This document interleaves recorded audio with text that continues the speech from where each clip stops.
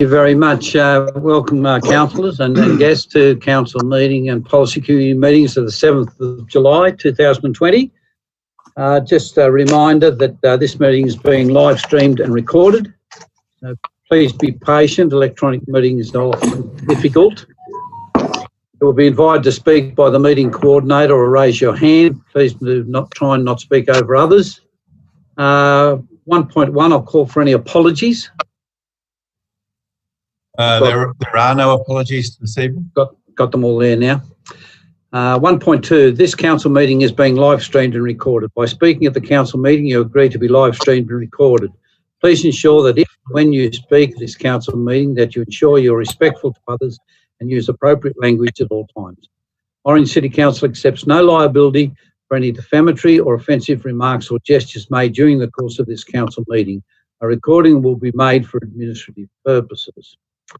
I would like to acknowledge the Wiradjuri people who are the traditional custodians of the land. I'd also like to pay respect to the elders, both past and present, of the Wiradjuri nation and extend that respect to other Aboriginal Australians who may be present. Does any councillor wish to declare any conflicts of interest in any matter consideration at the council meeting at this stage? I do, Mr Mayor. Yeah, Councillor Romano. On item 6.2 in the closed meeting,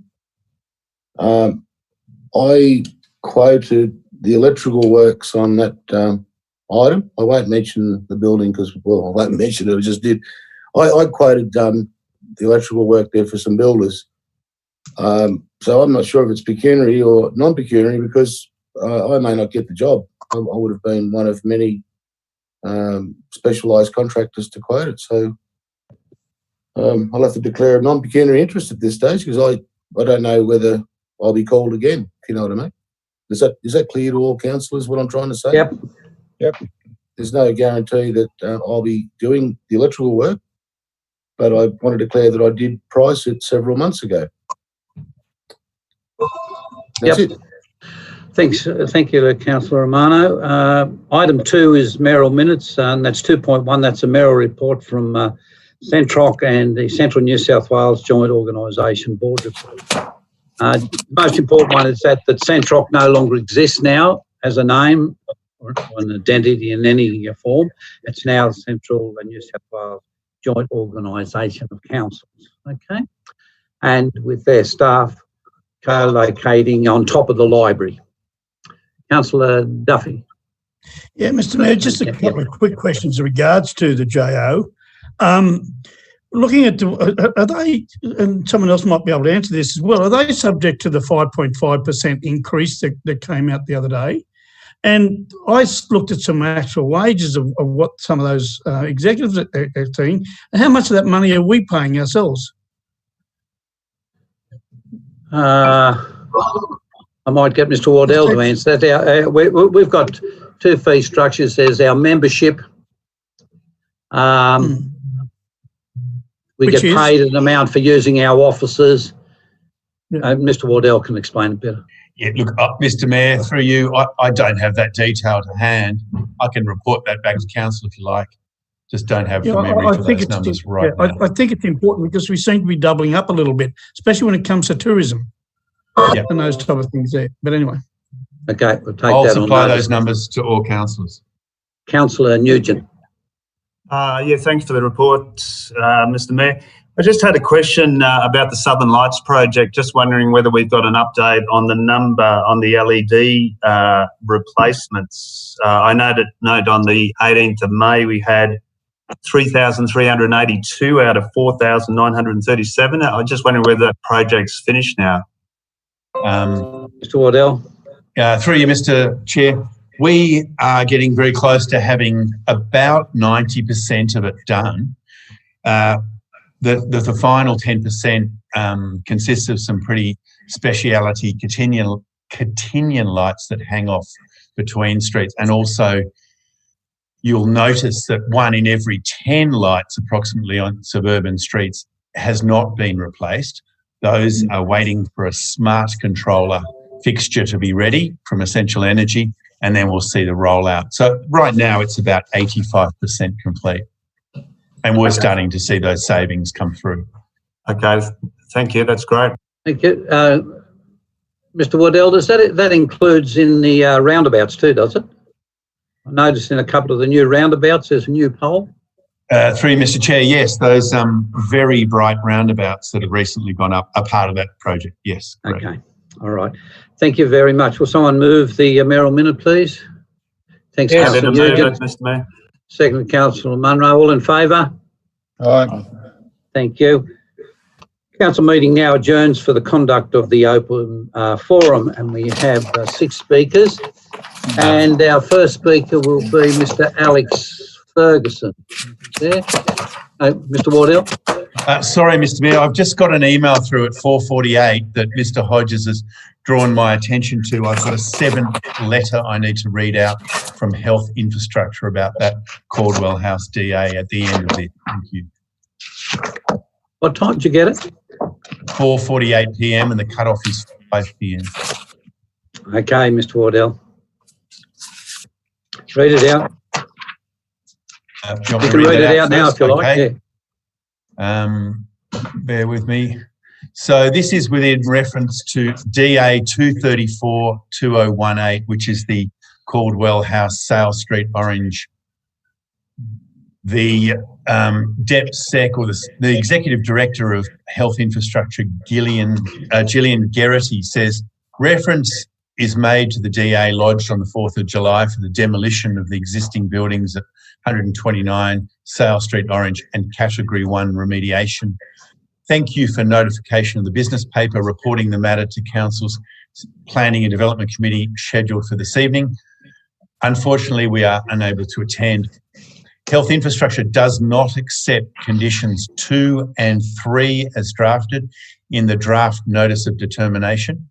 It remains our experts' opinion that due to the type of asbestos contamination in Caldwell House that it is not possible to remediate the site for future use of the building. Health Infrastructure will review and respond to Council's report, and we request a meeting with Council's contamination experts and your relevant environmental health officers in order to resolve the matter. Mr. Hodges, before that DA comes to planning, will explain the process, councillors, which will make this make a little more sense out of that letter. If I may just ask a question there. Yep.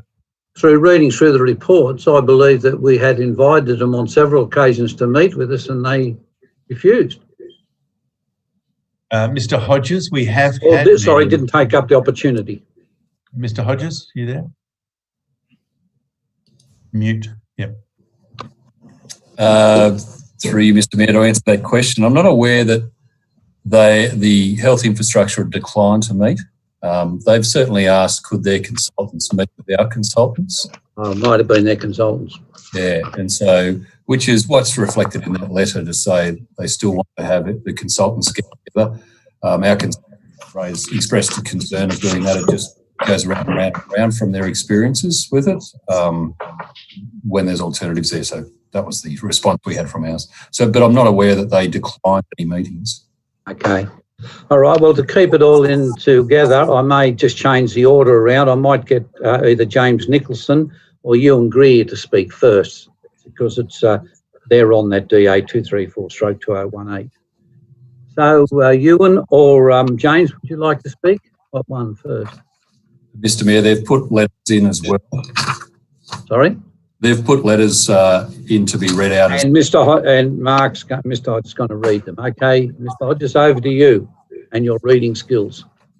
Okay, so the first submission is from Mr. James Nicholson of Adaptive Architects Proprietary Limited on Caldwell House.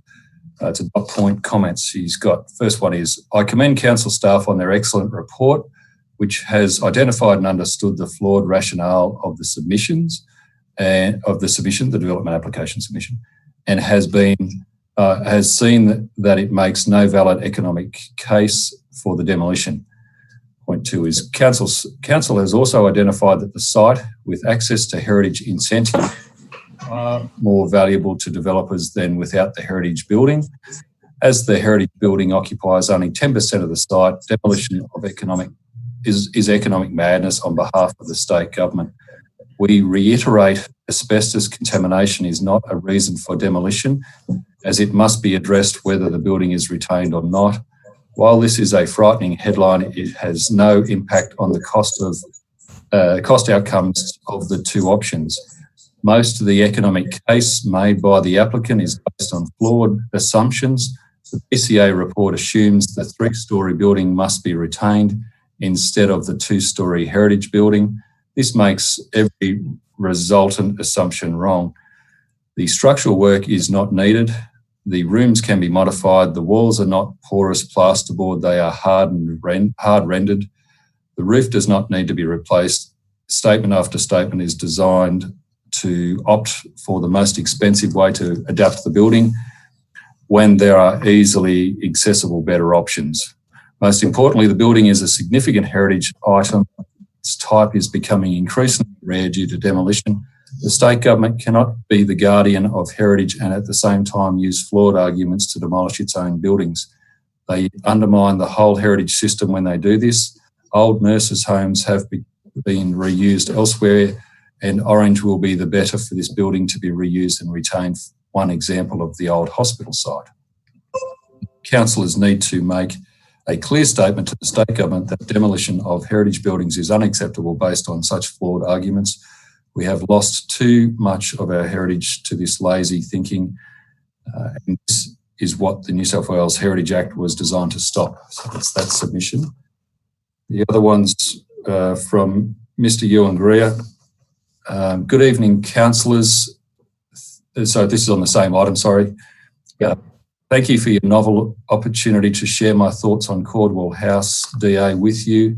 The DA was challenging to understand due to the inconsistencies and inaccuracies it contains, not least of which inclusions of greatly increased costs that were not supported by the information provided in the DA. I would like to congratulate Mr. Andrew Crump, the author of the report, on the DA and his colleagues who have deciphered a DA which raises more questions than it answered, and in doing so completely repudiated its erroneous conclusions. Mr. James Nicholson and I touched on some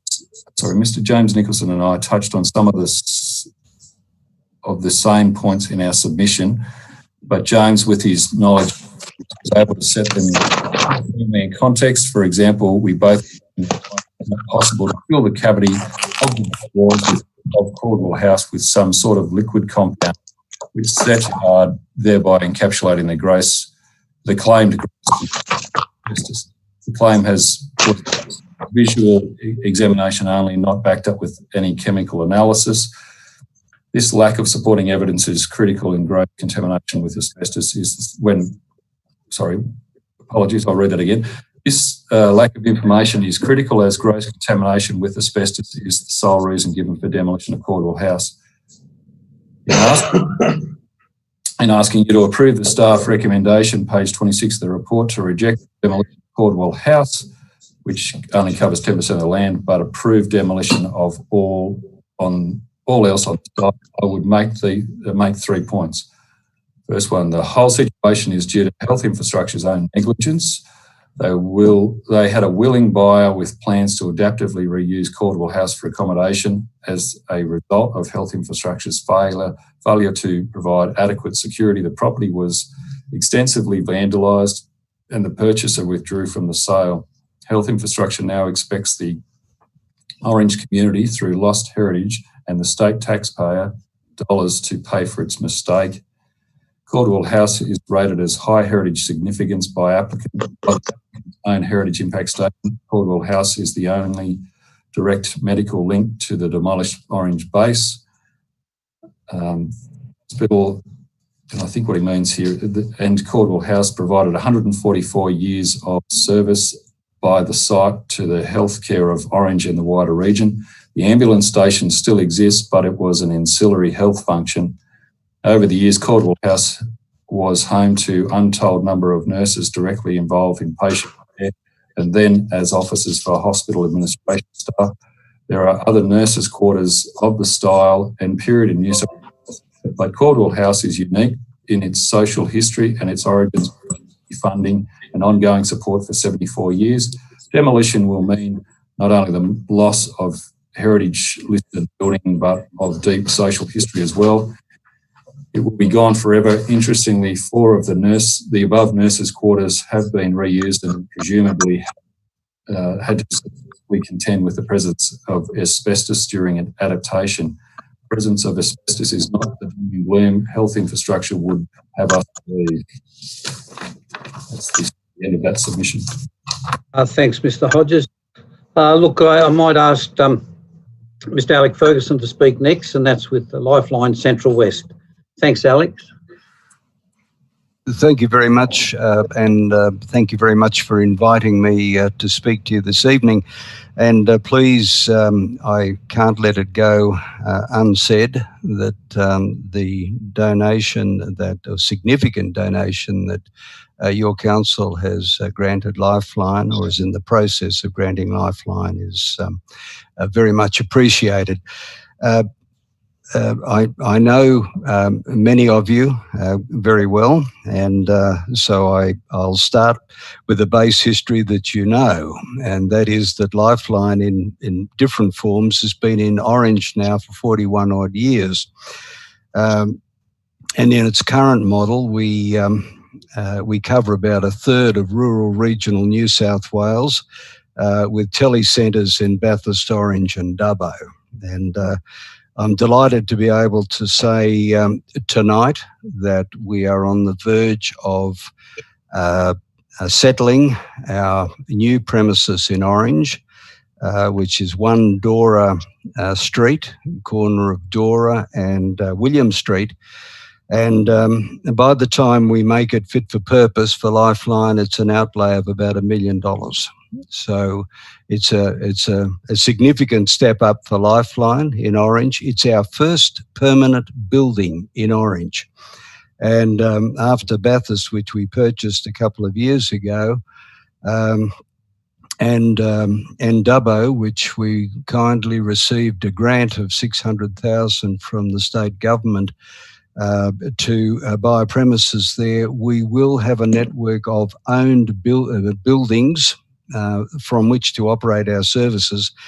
And that has given us some balance sheet capacity, which we've never had in the history of Lifeline Central West. And it's a very exciting time for us. I'd like to talk about Lifeline's work in the context of COVID. We normally have a run rate nationally of about 2,300 calls a day, stretched over a 24-hour period. That's now looking like 3,400 a day. And we predominantly use volunteer counsellors in Bathurst, in Orange and in Dubbo. And over the last couple of months, we've been providing the Lifeline National Network about 800 hours of volunteer counselling, which is very, very significant. And with the new intakes that we are now working through using tonight's medium, Zoom and e-learning, we will see that Lifeline Central West will probably go through 1,000 hours a month of volunteer counselling, which is absolutely amazing. You know, when you consider people coming out tonight, I'm in Bathurst, up the hallway here, we have what we call 3 phones, and they're fully booked out all day today, and they're still being used tonight. So COVID has had a huge impact on Lifeline right across Australia. And one of the key issues with that is the fact that the subject matter of the calls has changed very significantly. You could have imagined 5 months ago people ringing about loneliness, which is about 35% of all calls. There's the usual nasty mental health, there's DV, there's all sorts of things. But over the COVID period, the the majority of the calls now are in the wellness, resilience type of conversation. Mental health is still there, obviously. Suicide, unfortunately, is very, very prevalent at the moment, and a lot of that winds up on our phones, which is predominantly what we're there for. But it's still pretty tough dealing with it, especially through our volunteer structures. What does a permanent building in Orange mean for Orange City? Well, yes, 41 years, but we're actually increasing and hiring so that we can provide more services. And just for your collective information, Lifeline Central West does a bunch of stuff: financial counselling, gambling counselling, the crisis telephone product, which is the 13 11 14. We're the largest trainer in domestic violence responders right across the central west of New South Wales. We do a lot of training around mental health and wellness, and we've had some recent joint work with council in terms of pre-COVID and post-COVID wellness programs, and unfortunately, but it's our work, we also were involved with council when a young chap recently departed from your staff, took his own life, and we swung into action there, and we do what we do within the community without any fanfare. And of course, the last thing we do on a regular basis, and I'd like to ultimately talk to council about, and that is the employee assistance programs that we're now starting to work across the country. We have been providing this service for the Orange Ex-Services Club now for a number of years. And I think now with the program and the building in Orange, it's something that we can now come out and talk to you and other councils about providing I think a far more reactive and face-to-face employee assistance program as against the dial-in type that seems to be running at the moment. Mr. Ferguson, I'll just have to get an extension for 2 minutes for you. Yeah, move. Councillor Hamling moved, and seconded Councillor Nugent. All in favour? Thanks, Alex. Thank you very much, Mr. Bear. The EAP, look, 13 11 14, the telephone system, it's 5 minutes to midnight. What we need to be doing as a community, and you're seeing this all over the place now, we've got to get out into communities, into society, and start saying to people, if you're in trouble, put your hand up, and become proactive about mental health and all the other, nastier sides of our society. And I think you will find now with programs that we're doing, the Rapid Community Support Program and all sorts of other stuff, Lifeline Central West is taking a very, very proactive role in outreach, and outreach in the context of the EAP systems, which are pretty much now mandatory throughout employment areas, is just an example of that. So can I thank you very much through you, Councillor Kidd. And a lot of the chaps and people I know and I've worked with for a number of years, I haven't got very much longer to go with Lifeline. I'm starting to, wear out a little bit, and it's time for new faces and new ideas to come through. And we're going through a transitionary program now. And I thank you very much for the opportunity to speak tonight and for your continued support. Thank you. Thank you very much, Alex, and to all those involved, please pass on our best wishes, and we look forward to coming down one day and perhaps having a look at the building in Dora Street. Thank you very much. Thank you very much for that. We now move on to The development 52 to 54 Bathurst Road and 25 and 27 Isle Street for Taco Bell. Our first speaker will be Mr. Hector Abbott from McDuck Properties Proprietary Limited. Good evening, Mr. Mayor and councillors. Many thanks for your time. I will be brief. By way of background, whilst I live in Sydney, the Central West is my second home, as my mother has lived in Millthorpe for the last 26 years. I visit regularly, and particularly over the past few years, I've seen the significant growth and strengthening of the local community. Orange continues to grow in popularity not only in tourism, but in tree-changing escapees from the city. If approved, the Taco Bell will, in a small way, contribute to the growth story with significant job creation together with capital expenditure. Further, I would like to add that from my first contact with the Duty Town Planner in December of last year right through to today, the Town Planning Department have been most helpful and thoroughly professional. It has indeed been a pleasure working with them, and that will continue as the project progresses. And like it or not, the Jolly Green Gorilla that sits outside the site may soon be welcoming people to Orange from a different location, taco in hand.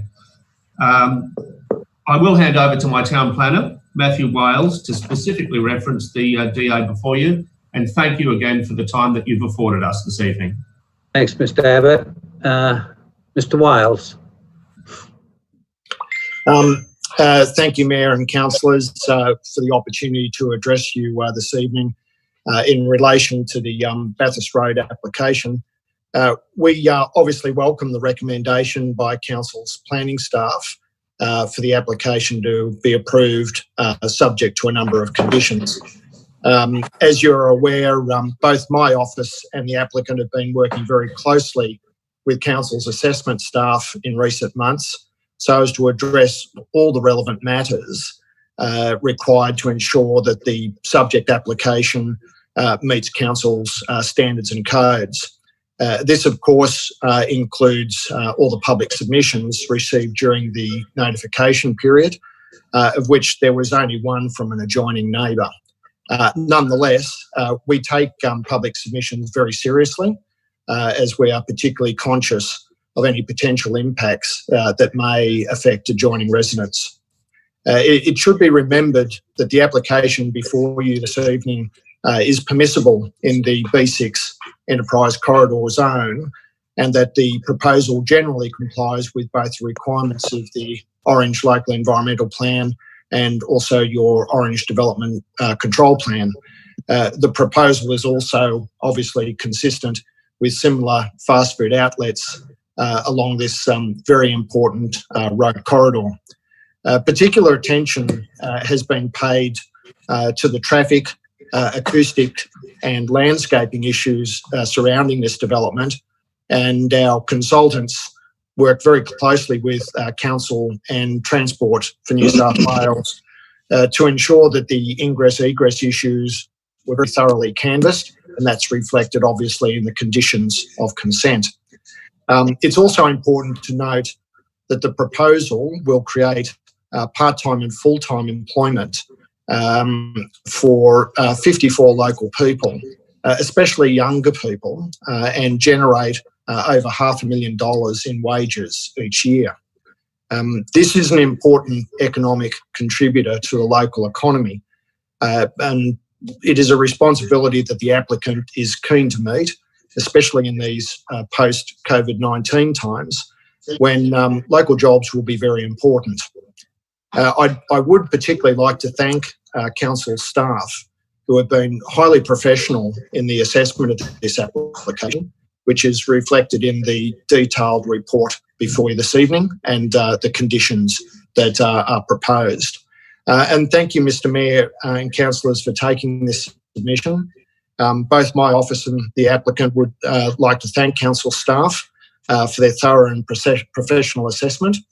And obviously, we would like to continue to work with Council through to seeing this development constructed, completed and operational.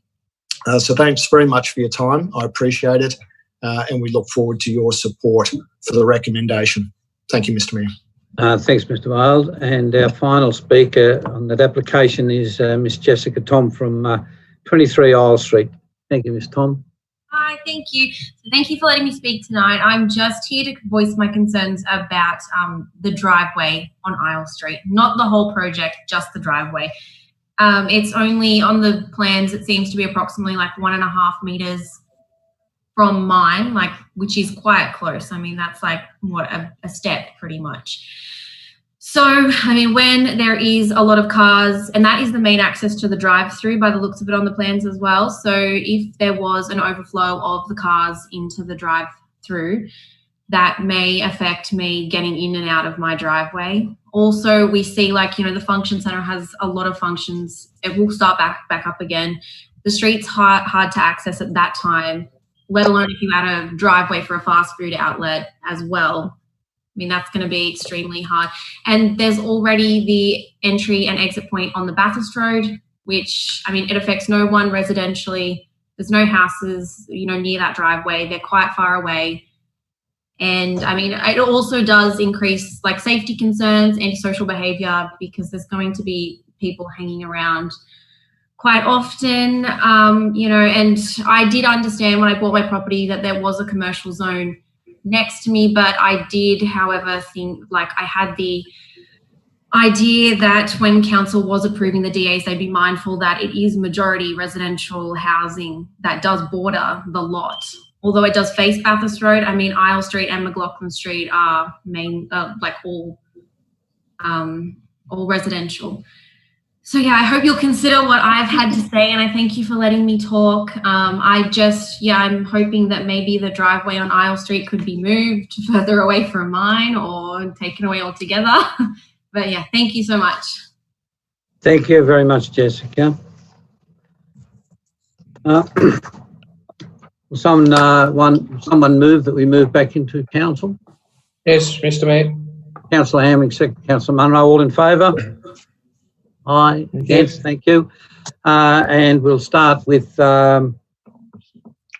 council good news. Mr Wardell. Oh, thank you, Mr Mayor. Can you hear me? Yep. We've got 3 items of good news tonight. We've got an email from John Gilmore, who is a member of the Boer War Study Group based in Victoria. He thanked council for streaming the Boer War Day ceremony for descendants in the Orange community. It was very well done and appreciated by all who attended or saw it. Secondly, we have an email. At least it didn't snow this year. We're having an email from David Hunter thanking council for reopening the Orange Aquatic Centre. He said everything was well laid out, clearly marked, and he was met at the door by the manager, Ian Jones, who clearly explained how the restrictions would work, and the always friendly staff inside who also greeted the swimmers with a smile. And lastly, we have an email from John Tuxworth thanking council for reopening the pool. The team at the pool have been amazing in organising lanes and making all welcome. As a regular swimmer, it was very much appreciated. Thank you, Mr Mayor. Thanks, Mr Wardell. Item 3.1 is confirmation of the minutes of the ordinary meeting of Orange City Council held on the 16th of June. Move the minutes. Got a move of Councillor Nugent and a second of Councillor Whitten. Just a couple of points there, Mr Wardell. Under Mr John Dorin, it says a statement was read out by Mr Dorin. The statement was read out by me on Mr Dorin's behalf. So if you can just change the minutes. I've got that edit written down, so we can amend that for sure. Thank you. All in favour? Against? Thank you. That's everybody. 3.2 is confirmation of the minutes of the extraordinary meeting of Orange City Council. We have a mover, Councillor Duffy, seconder, Councillor Whitten. Just one there again, Mr Waddell, under 1.5, under the declarations. I made a declaration on that evening, but the item was then later removed, but it should be noted that I did. Oh, of course, yes. No, Okay. got that, Mr Mayor. Yes. Okay, all in favour? Against? Thank you. That's unanimous too. Council meeting now adjourns for the conduct of the policy committees. And first of all, we have Planning and Development Policy Committee, and the chair is Mr. Turner, Councillor Turner. Thank you, Mr. Mayor.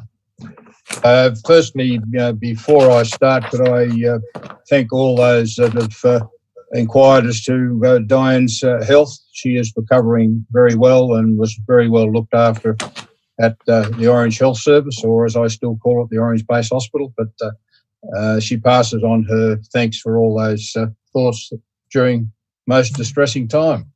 I opened the Planning and Development Committee. There is no declarations of interest and no apologies. So I go on to General. Sorry, Councillor Romano. Well, there is a declaration of interest, and that was on item 6.2, but not in this. It is development. Not under the Planning and Development Committee. Correct. Okay. Right. 2.1 under general reports, items approved under delegated authority of council. Move the recommendation. Councillor Whitten, and seconded by Councillor Kidd. Yep. Might just note under the under that delegated authority, in the last month alone, there've been 50 DAs worth $9.6 million. And that's everything from a little carport up to the houses, etc. Items that do not come to the general councillors, and we often forget how valuable they are and how many of them there are. So I thank Mr. Hodges for that information. We then go on to 2.2, development application 129 to 133 Sale Street, in other words, Corwell House. Does Mr. Hodges want to make a comment on that before we start? I didn't think you put the last motion, Mr. Chairman. Oh, sorry. I put the 2.1. All those in favour? Against? Carried. 2.2. Mr. Hodges, given the comments we had earlier from Health Infrastructure, do you wish to make a comment on that? Not yet. Perhaps I might answer any questions of the councillors and then left over. I just thought that the way they were heading, that we might have been heading for a deferment or something like that, but at this point, no. I'm happy to move the recommendation, Mr. Chair. The recommendation's been moved. Do we have a seconder by Councillor Nugent? Do we have a seconder? Yep. Councillor Miletto? Any comments? Just a question to Mr. Hodges, just regarding this DA proposal. Is it my understanding that because this is a DA of the Crown, that councillors aren't able to vote on it anyway? Mr. Hodges, or I thought it was a decision for the minister, not councillors. Through you, Mr. Chair, it's a good question. It is certainly a Crown development, and the planning law sets specific procedures that we must follow with this one. So council cannot refuse the development application without the approval of the minister. And also, if council were to approve the application, we can't impose a condition on the consent except with the approval of either the applicant, so that's Health Infrastructure, or the minister. So we still have a bit of negotiation, like another step that goes on here, like following this meeting we have to get, say council was to approve this tonight, as reported, we'd still have to take that back to Health Infrastructure for their concurrence. Thank you for the clarification.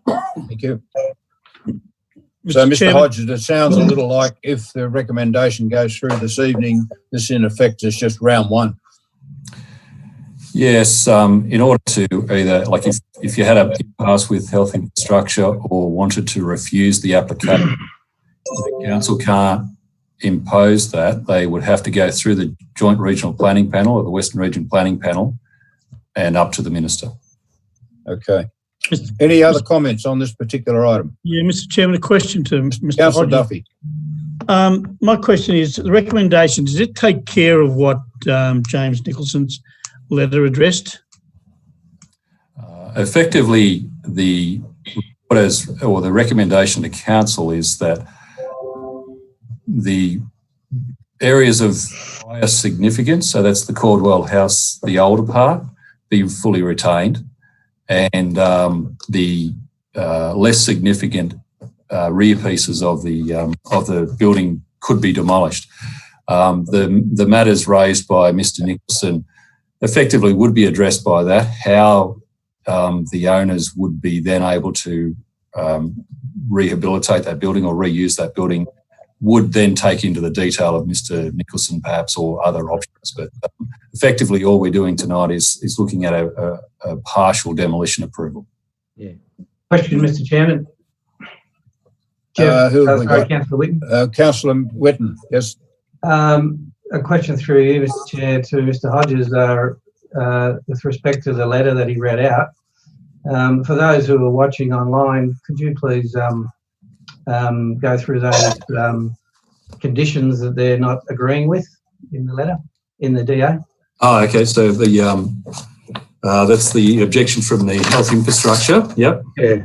We're talking about, for those that have it online, there's condition 2 and condition 3. The conditions health infrastructure in their letter have raised objection to. Yep. And they are, condition 2 says the consent does not authorise any work to occur on the portion of Caldwell House as shown in figure below. And apologies, this is on page 52 of the Planning Development Committee report.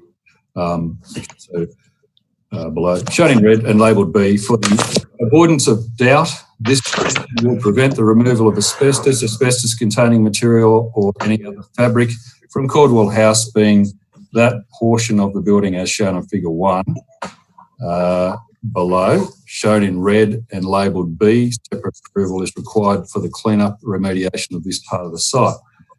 So when you look at that condition, there is a picture and it has identified in red the building B, which is the key part that the consent would retain. Condition 3, just to read that through, Mr. Chair, is the portion of Caldwell House as shown in figure 1 above, shown in red and labelled B, is not to be demolished. Thank you. Mr. Mayor, Mr. Chair. Thanks, Councillor. Any other comment? Councillor Hamling. So just going on what we're just talking about, then whether it is approved or not approved, it's still got to go to the minister for both of those, correct, Mark? It'll go to, if the consent document was forthcoming from council, that would be referred to health infrastructure as the applicant, and they can we have the need to obtain their concurrence, so their approval of that. If they don't accept that and we can't come to an agreement, then the matter has to be referred through the Joint Regional Planning Panel, where council could put their submission to them. Thank you. Any other comments? Yes, Mr. Chair. Councillor Nugent. Yeah, thanks, Mr. Chair. Look, I just want to reiterate what was said during the public forum about the staff report. I think it's an excellent report. It aims to sort of balance up our interests in retaining an important heritage building in the city with what health infrastructure wants to do. So I just want to commend Mr. Crump on an excellent report and fully support the recommendation. Thanks, Councillor Nugent. Any other comments? There are no other comments. The recommendation's on page 14. I'll put it to the vote. All those in favour of the recommendation? All those against? I can't see. Are there any? The motion is carried unanimously. Thank you very much. We move on to 2.2, development application. 2.3, development application 52 to 54 Bathurst Road. Move the recommendation, Mr. Chairman. Councillor Whitten's moved the recommendation, seconded by, was it Councillor Munro or Councillor Munro? Munro, yes, okay. Any comments? Mr. Chairman, just Ms. Tom's concerns. I know that the speakers and the proponents for the development said that they would look forward to continually working with council. I'd like to think that would involve the immediate neighbour, which is Ms. Tom. She's raised concerns. I think she's being realistic about it. She knows there'd probably be a limit on what could be achieved, but certainly I would hope that both the proponents and council would take her concerns on board and keep in communication with her on this development, because it will have a major effect on her residents there once it's in place, and hopefully she can work through those issues with the proponents. Thanks, Councillor Taylor. Any other comments? Yes, Mr. Chair. Councillor Nugent. Look, I agree with Councillor Taylor on that matter. That hopefully that the proponents will work with council and Ms. Tom. But I think Ms. Tom referred to there's only sort of 1.5 metres between her driveway and their driveway. Can I ask that question as the first question? Is that the case? Is it that close? Through you, Mr. Chair, the driveways are side by side. So I'll refer you to, in your business papers, page 161, the site plan. So what Ms. Tom's talking about there is the access points coming in off Isle Street. And you can see it on that plan where it just does say Isle Street. So this is the street leading up to the function centre. To access into the site, there's two ways of getting in there. One would be a left in off Bathurst Road into the northern end of the site. It's the Bathurst Road entrance. Or you come into Isle Street, turn right, and cross, driving up adjacent to Ms. Tom's driveway. Okay, thank you. Mr. Chair, can I also had a question about the species of trees being proposed for the landscaping plan. Has there been consultation with the manager city presentation about the street trees or the trees being proposed for planning out?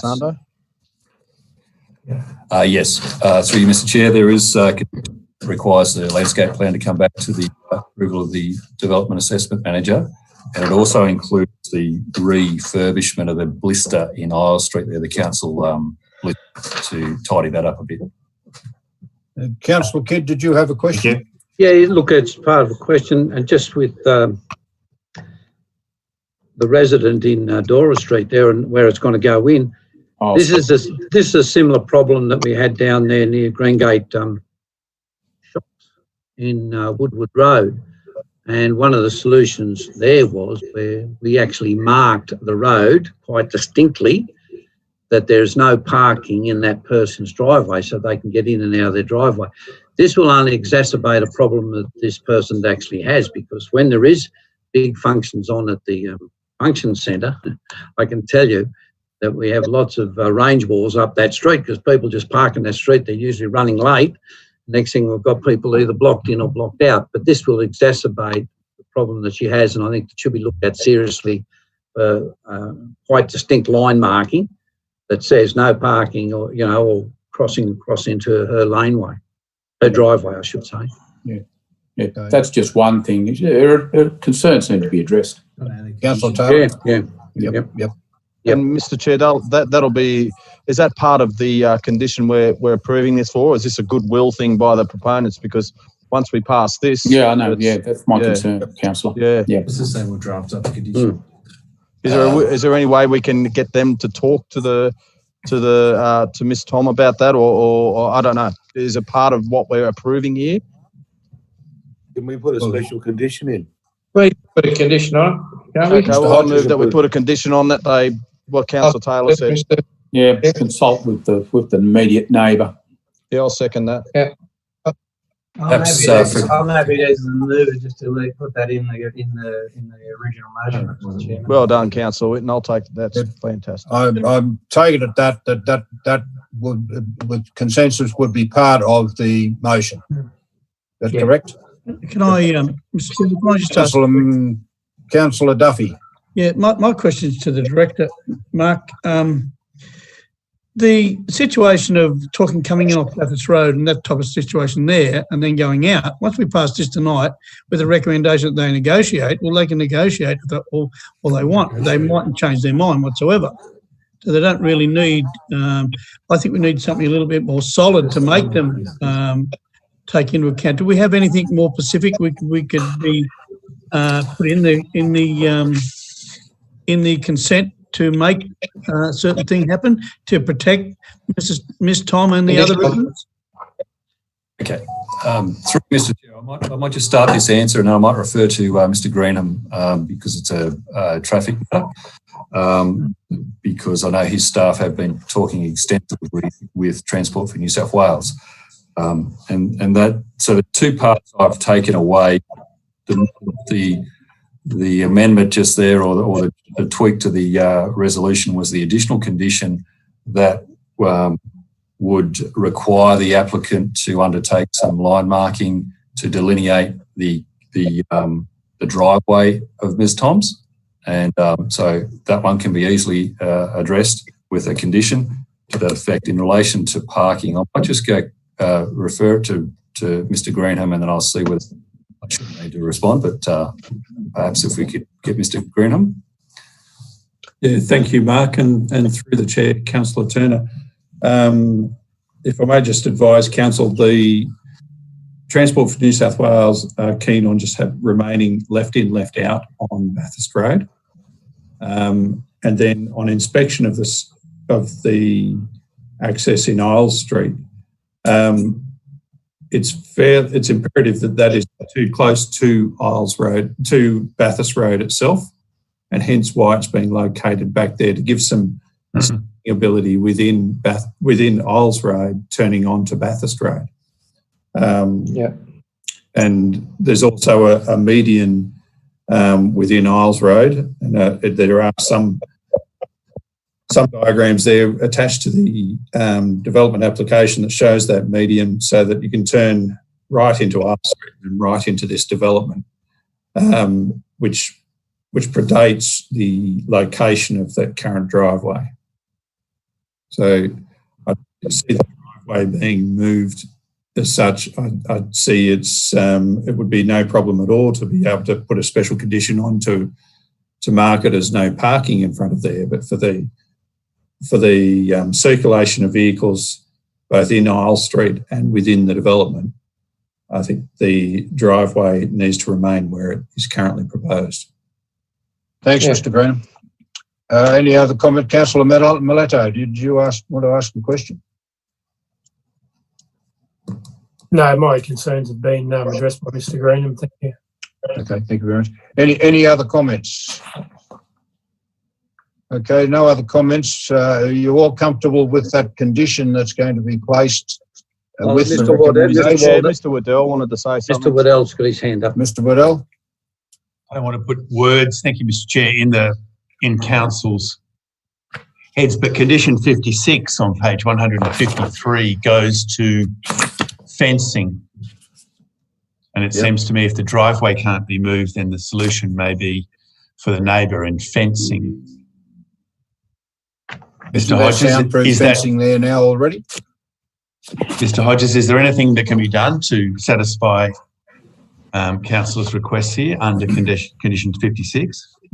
The condition 56 will ensure that the development complies with the policy for industry, which they submitted an acoustic report with the application. And the conclusion of that was saying that it would need a solid fence 1.8 metres high and in places 2.4 metres high. So that's what condition 56 will allow to ensure that the noise from the car park and the driveway area where there's, keeping in mind there's about 9 cars can stack in the car park, in that drive-through, but it will ensure that the noise from those cars is not excessive to the neighbours. Thank you. So condition 56 then doesn't stop stacking out on the footpath or on the road either, does it? It only helps the sound. The Australian road rules would prevent cars from legally just stopping in the road. That would be an offence, but the fence is only for acoustic. Okay, well, I'll put the motion with that condition regarding the line marking on the footpath. I can't see that there's any other condition at this point that I would put. Mr. Chairman, but I'll just reiterate that could both council and the proponents please keep in contact with Ms. Tom over concerns and so forth that you might have with the development. I mean, thanks, Councillor Tong. I'm sure that the two proponents that spoke tonight are listening in tonight, and I hope I'm sure they will. Goodwill they will take into account if anything that's possible to relieve the situation. Yeah. Okay. Yeah. Well, I'll put the motion on 2.3. All those in favour? Any against? I can't see any against. The motion is carried. That completes the Planning and Development Committee. I call on Councillor Miletto to conduct the Economic Development Committee. Thank you, Councillor Miletto. Thank you, Councillor Turner. The time being 8:56 p.m. I open the Employment Economic Development Policy Committee meeting. Go to item 1.1. I understand there have been no declarations. Sorry? Sorry, it's a bit late. 7:56. What did I say? 8:56. Sorry, 7:56. 7:57. Sorry about that. Notwithstanding that, we'll go to... Splitting hairs here, I think. Item 1.1. Sorry. So this item 2.1, is it? No, I'm going to item 1.1, just reiterating that there have been no declarations of conflict of interest. Yep. Thank you for drawing it to my attention. Yeah, thank you. Go to item number 2.1, minutes of the Economic Development Committee meeting held on... Move the recommendation. Who was that? Just a question, Mr. Chairman. Question. I think Yes, the minutes need fixing up because under point 1.1 you've got a resolution there, and it was passed. The mover and the seconder is Ms. Spalding. The seconder is Mr. G. Bylighter, but you haven't got Ms. Spalding as one of the people in attendance. So yes, she did raise that with me today and asked me to update the minutes to reflect that she was there. That was a Zoom meeting, and hence the reason why that was overlooked. But I did indicate to Ms. Spalding that that would be addressed, and thank you for reminding me. Just Any further? Yeah, Mr. Chairman. Yes, Councillor Duffy. Yeah, Mr. Chairman, just as a quick question as regards to the economic development of CBD, we're in the process of obviously going at the South Orange development out there, a business centre, a commercial centre out there. When we look at the number of empty places in our CBD, now I do know there is supposed to be a report coming as to how many vacant buildings there are in our CBD. And it's really a really big concern that this doesn't appear anywhere in any minutes about creating other shopping centre areas while our CBD is under siege from the COVID-19 or whatever excuse we want. Has any discussions been held at all?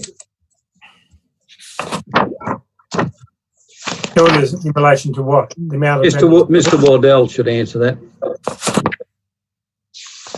Through you, Councillor Miletto, I can't speak for the Economic Development Committee, but Council will be having a briefing soon about that South Orange Shopping Centre proposal, and in good time you'll get to consider that planning proposal formally, probably at the August 4 meeting. Can I ask the next question as to what, and I remember the Mayor quite eloquently asking about the question about how many vacant buildings there are in the current CBD had. And they've done a count. They've done a count. Yeah. It was done last week. That's coming back forward in the report too. Yeah, that's correct, Mr. Mayor. Through you, Mr. Miletto. I'll give you a percentage just as a head start. It's about 15%. Mr. Redmond's done that study. Mr. Redmond, would you like to give us the real numbers now? We'll just take that on notice and we'll report back. No, happy to give that now. We did a walk around and we, of the 530 businesses in the CBD, there were 79 vacancies. So that's the 15% number. We're doing a bit more work now to see if there's any patterns around where those vacancies exist, whether they're across landholders or across particular sectors in the CBD, and doing a bit more work with that. Post that, we'll have a look at the visitors, the businesses that are still operating, and do a bit of an assessment on what sort of digital footprint they have, which might be a way of helping them be a bit more sustainable in the future as well. What's through you, Mr. Chairman? What's the usual vacancy, Mr. Redmond, as far as what would be a mean figure as far as percentage on vacant premises in the CBD and in what we would call probably in brackets normal times? Yeah, hard to get through you, Mr. Chair. Hard to get real solid data on it, but other cities we talk to, they talk around that 10 to 12% vacancy. So we're looking at about 3% increase at the moment. Yeah, roughly, something like that. But again, 3 to 5%. 3 to 5%. Okay. Mr. Chair, could I just make a quick comment? It's Councillor Hamley. Yeah, go ahead, Councillor. I know this is unusual, but I'll agree with Councillor Duffy on that.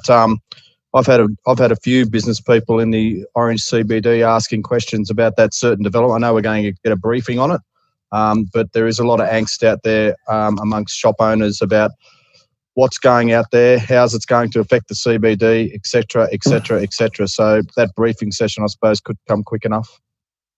Can I just ask a further question, Mr. Chairman, to the General Manager? I would assume that reports coming back on the Southern Shopping Centre, whatever it's going to be, is going to include comments from the Business Chamber and all these other organisations, consultation.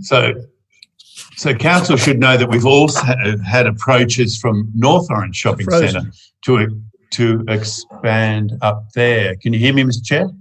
Yes, I can. Yeah. So your briefing will be about the science around supply and demand. I think it's fair to say that staff are fully aware that there is real concern within the CBD. I think you've heard that as councillors. I don't think we need to quantify that. We've always had a history with our centres strategy of not having out of centre shopping centres that will hurt the CBD. Staff have no intention of departing from that strategy. So you'll get a briefing on the science of supply and demand, and then after that you'll get the chance to effectively vote on the South Orange and then the North Orange proposal. Just a question through you, Mr. Chairman, if I may. You go ahead, Councillor Whitten. Thank you for that, Mr. CEO. My understanding is that that area is already zoned commercial, so if they put in a DA application, we can't really refuse it based on the fact that they want to build shopping centres there, can we? Like, it's already zoned commercial. Like, if this was a rezoning debate, yes, we could have that. But if it's already zoned, you could have him put in the size of it. Yeah. I think it's fair to say, Mr. Chair, that there is an allowable way to get some retail in there now, but the planning proposal for a rezoning is actually asking for more. Is that right, Mr. Hodges? It's quite an ambitious rezoning that they're asking for.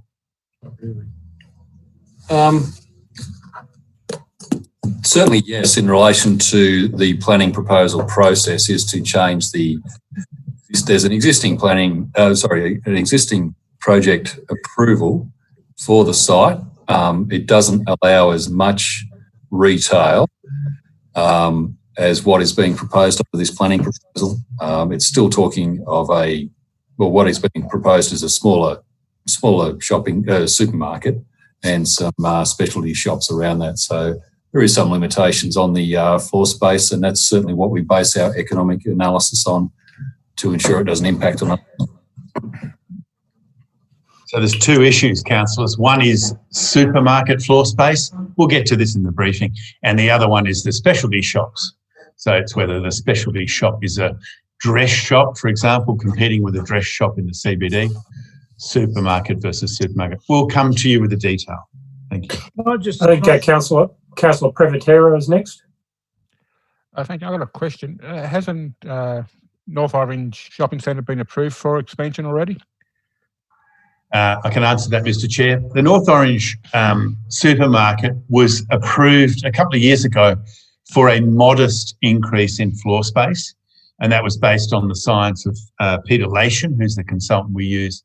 What we've done in North Orange is effectively manufactured a rezoning that will kick in based on population growth in the north. So we gave them effectively another supermarket and specialty shops, but only when the population of North Orange and that catchment became sufficient to sustain it and not hurt the CBD. And what remains to be seen is not whether they're successful, but whether that population growth has occurred. So there's a real formula and science behind it. And when we look at the South Orange, or when you look at the South Orange proposal, we're going to have to effectively form a queue. South Orange is in first. We'll look at that, and then we'll look at North Orange. But I do say the science behind it, and it's all about population growth, and it's all about protecting the CBD. I'll listen to Councillor Munro, and then Councillor Duffy had a question to finish. Thank you, Councillor Miletto. I was going to sort of say exactly what the CEO just said. Economic reality. Go to Councillor Duffy then. Yeah, thank you, Mr. Chairman. I'm going to go back to a courtesy thing from the general manager, or the CEO, is that I wouldn't like to see us have a briefing and then on the following Tuesday it turns up on our lap to vote on in council, because I think there needs to be the opportunity there for business houses in the CBD to be able to contact their councillors to have put their point of view across, because they're the ones that are paying a third more in rates than anyone else outside the CBD. Mr. Chair, if I could just quickly answer that, just in process. So you will get a briefing, and yes, I'll put space between the briefing and your vote.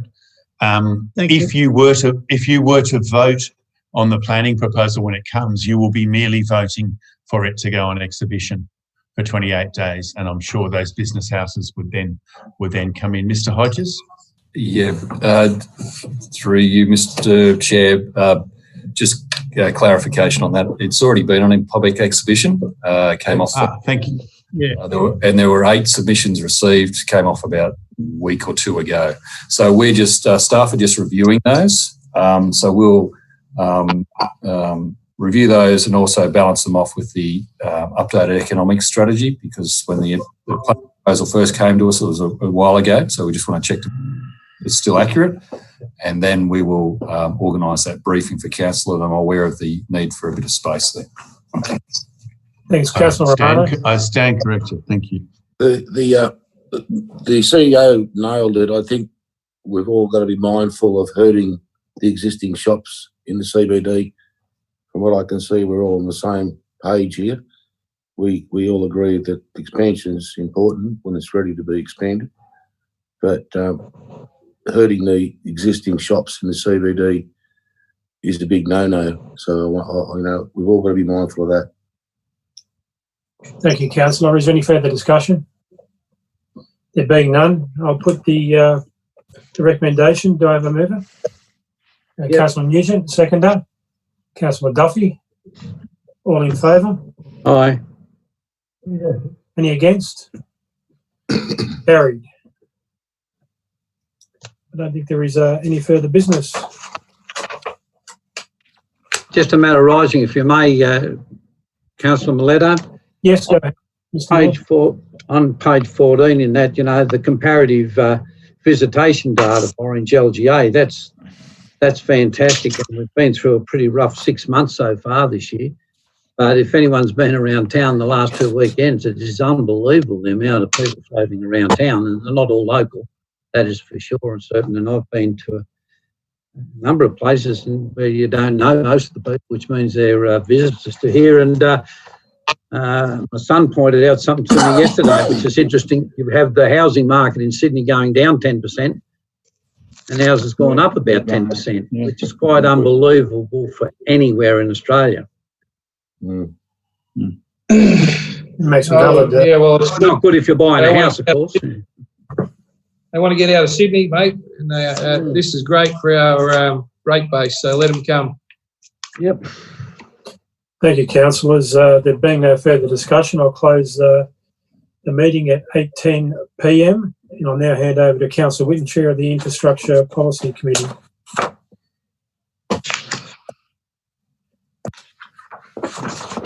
Take myself off mute. Thank you, Councillor Miletto. I'll open the Infrastructure Policy Committee at 8:10. I don't believe we have any direct declarations of pecuniary interest for this paper. Item 2, committee minutes. 2.1, minutes of the City of Orange Traffic Committee extraordinary meeting held on the 5th of February. I'm a mover for those minutes. I'll move that, Mr. Chair.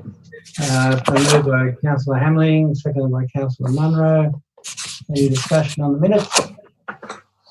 Being none, I'll put the minutes. Sorry, Councillor Nugent. It's not a discussion. I'm just having trouble hearing you, Councillor Whitten, because there's a lot of page turning in the background, and I'm having trouble hearing you. Okay, it's not me. I've got mine all electronic, so somebody's moving pages. So I got in trouble when I asked to mute people last time, so I won't do that. That was Munro, I'm sorry. Thank you, Councillor I Munro. shouldn't have turned So I'll put we've got no speakers for item 2.1 for the minutes. I'll put the motion. All in favour? Aye. Against? The motion is carried. Matter arising, Mr. Chairman. Just if I could raise a matter, if the traffic committee could please have a look at placing some signage up in the middle of the road, near the trees up there, I suppose, in the signpost near the trees up there in the middle of the road in Dalton Street, in the proximity of the new DPI building and the old base hospital. I'm led to believe that there's been a number of people booked up there for parking in the middle of the road. Now, as we all know, that was totally legal when the hospital was in place, and I'm led to believe that the markings on the road are still probably there, so a lot of people would have done it innocently and have been hit with a fine. So I'd ask also that our traffic parking officers bear that in mind, that people are going to medical practitioners and so forth up there and innocently parking there and getting fined. So I'd ask if they could give them a warning or something until we can get some appropriate signage in up there. If we're not going to allow people to park in the middle of the road up there, which was been in place for many decades. Look, let's give people a bit of a break and just put appropriate signage up there to tell them so. Mr. Hodges. Thank you. Through you, Mr. Chair, just to quickly answer those ones. Signs are there. I understand the parking was removed with the removal of the hospital, or the relocation of the hospital, and the speed limit changed. Certainly, the same process has been applied up there as we've done throughout the city with warnings being given through this pandemic time. So, people up there fine unless there was a major safety issue. But I'm happy enough offline to talk to you, Councillor Taylor. Yeah, I mean, we're going to put signs here. Let's have signs that are clearly visible, because, like I say, there was parking allowed there for many decades, and I'm going back a long time. So, you know, we need to have appropriately clear signage there so that people know what the rules are. Yeah. Councillor Turner's got his hand up, Chair. Councillor Turner.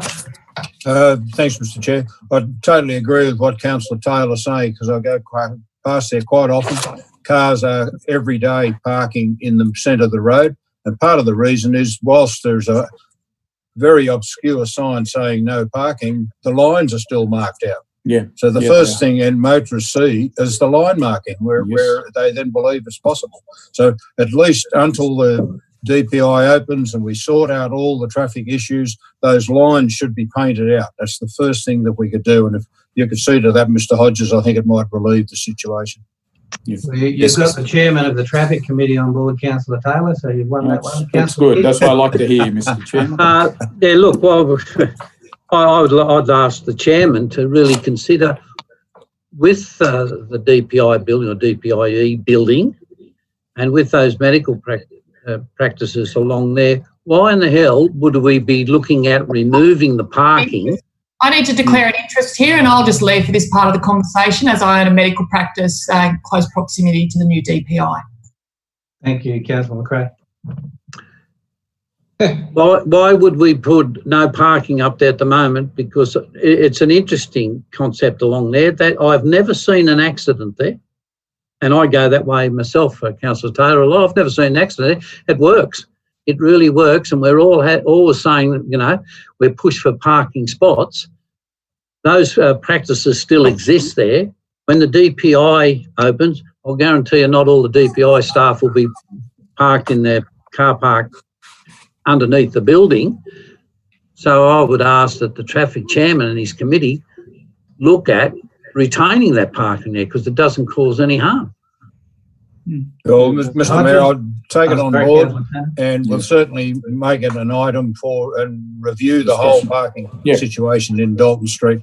Now, whether we need to do that before the DPI opens or after, when we then get a review of what the parking requirements are and what adjustments we can do. But at least if we get rid of those line markings in the meantime, and yes, I totally agree with you that we should look at resuming the parking in the centre of the road if it's deemed necessary once the DPI opens. All righty. Has the minute taker got all that on board? I don't need to move the motion. Councillor Romano? Romano, while we're talking about signs, Peasley Street, I know there's a Margaret Street on the left as you're going north.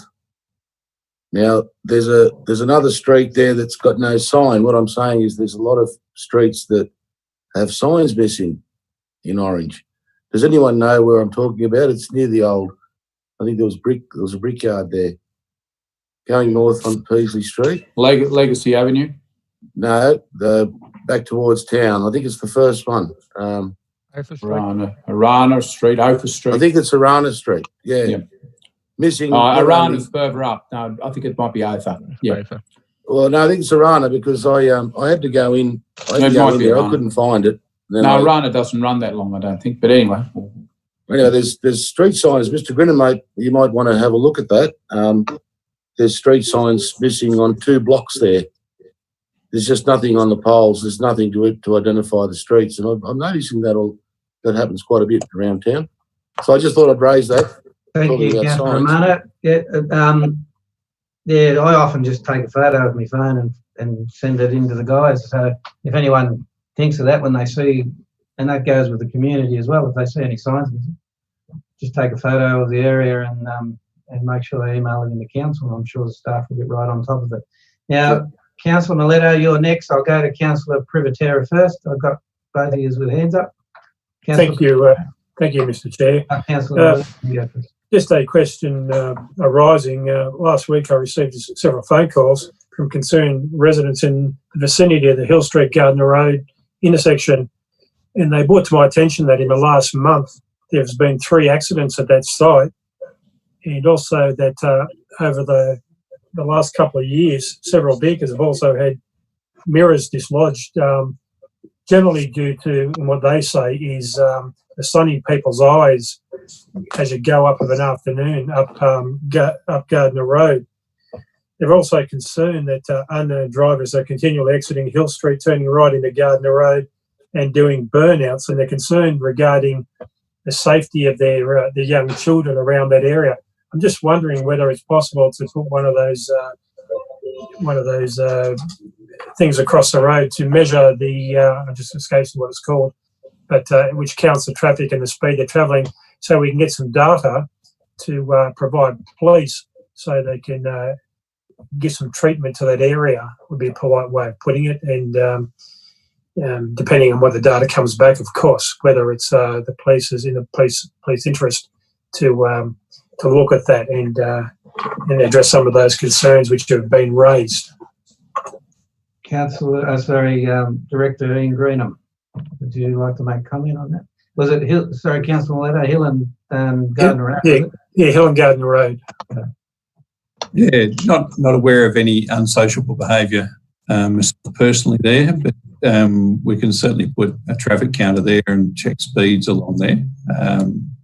And I'm also we also monitor the traffic accidents that are recordable accidents. So just noting that not all accidents are recordable. So unless there's been an injury there, they may not actually make it onto the state register. Thank you, Councillor Privatera. Matter arising. You like Santorini, mate? Does that make you homesick? It does a bit. Matter arising on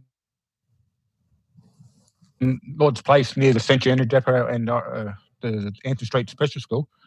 With COVID happening, all the Anton Street Special School kids have been let out into Lord's Place, and from 3:30 onwards, there's a row of cars all double parked there trying to get into that pickup bay.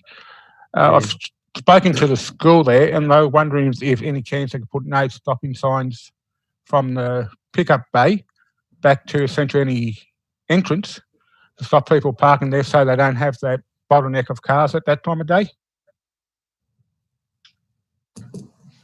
I was one of the committee crowd look at that. Sorry. Sorry, through the chair. Yes, thank you, Councillor Privatera. I can certainly take that through to the traffic committee. That'd be good. Thank you. All righty. Thank you, councillors. If there's no further discussion, I'll put. I think that was. I think it was a matter arising, wasn't it? We had no motion. Yeah, it was a matter arising. Yeah. Yeah. Right. So I'll move on to item 2.2, which is minutes of the City of Orange Traffic Extraordinary Meeting. Who was that? Who moved that? I did. Councillor Kiggs moved it. Councillor Munro seconded it. Any discussion on these minutes? Being none, I put the motion. All those in favour? Against? Carried. Item 2.3 is the minutes of the City of Mr. Orange. Chair, has Councillor McRae returned? Sorry, Councillor McRae has. Yep. Councillor Turner. I believe the staff are keeping an eye on us to make sure we come back. Item 2.3, minutes of the City of Orange Traffic Committee meeting 18 June. Move, Mr. Chair. I'll move that, Chair. Moved by Councillor Hamling, seconded by Councillor Kidd. Any discussion on this matter? Mr. Chair, just a quick one. I noticed that all the bikes were being repainted on the side of the roads. Some of them you could barely see, so that's good news. That all those will be you'll be able to see those. So yeah, good news. Thank you, Councillor Hamling. I'll put the motion. All those in favour? Against? Carried. Move on to item 3, general reports, and 3.1 is current works. I'll move that, Mr. Chair. Been moved by Councillor Kidd, seconded by Councillor Munro. Any discussion on this matter? Councillor Privatera, you had your hand up first, I think. Did you have your hand up? No. Councillor Nugent. No question. Sorry. Councillor Nugent. Oh, thanks, Mr. Chair. Yeah, just a couple of questions. In relation to the lights in Summer Street, I think the intention was to have them on each weekend, but it has been suggested to me that during the school holidays with so many people in town, maybe we could have them on every night. Can I just get a clarification of what the program is? Thank you. Mr. CEO. Strangely enough, Mr. West suggested that to me today, and I said to him, yeah, let's do it. All of school holidays, those strung out LED will be on. Good. And the trees, Mr. Mayor, the fairy lights are being programmed. The whiteway lighting trenches are being adjusted so we can include fairy lights in the future city program. We have also got solar-powered fairy lights coming well before that. So definitely on the cards, yeah. Well, the lights and the trees that are there now seem to be on every night. They're solar. They're solar-powered, Councillor. Are they? Okay. They're solar-powered. Excellent, excellent. One other question, if I may. I believe we have funding for the upgrade to the Ploughman's Lane between Forbes Road and Cargo Road, which was reported in the press, and I know Councillor Hamling has been been talking about that for some time.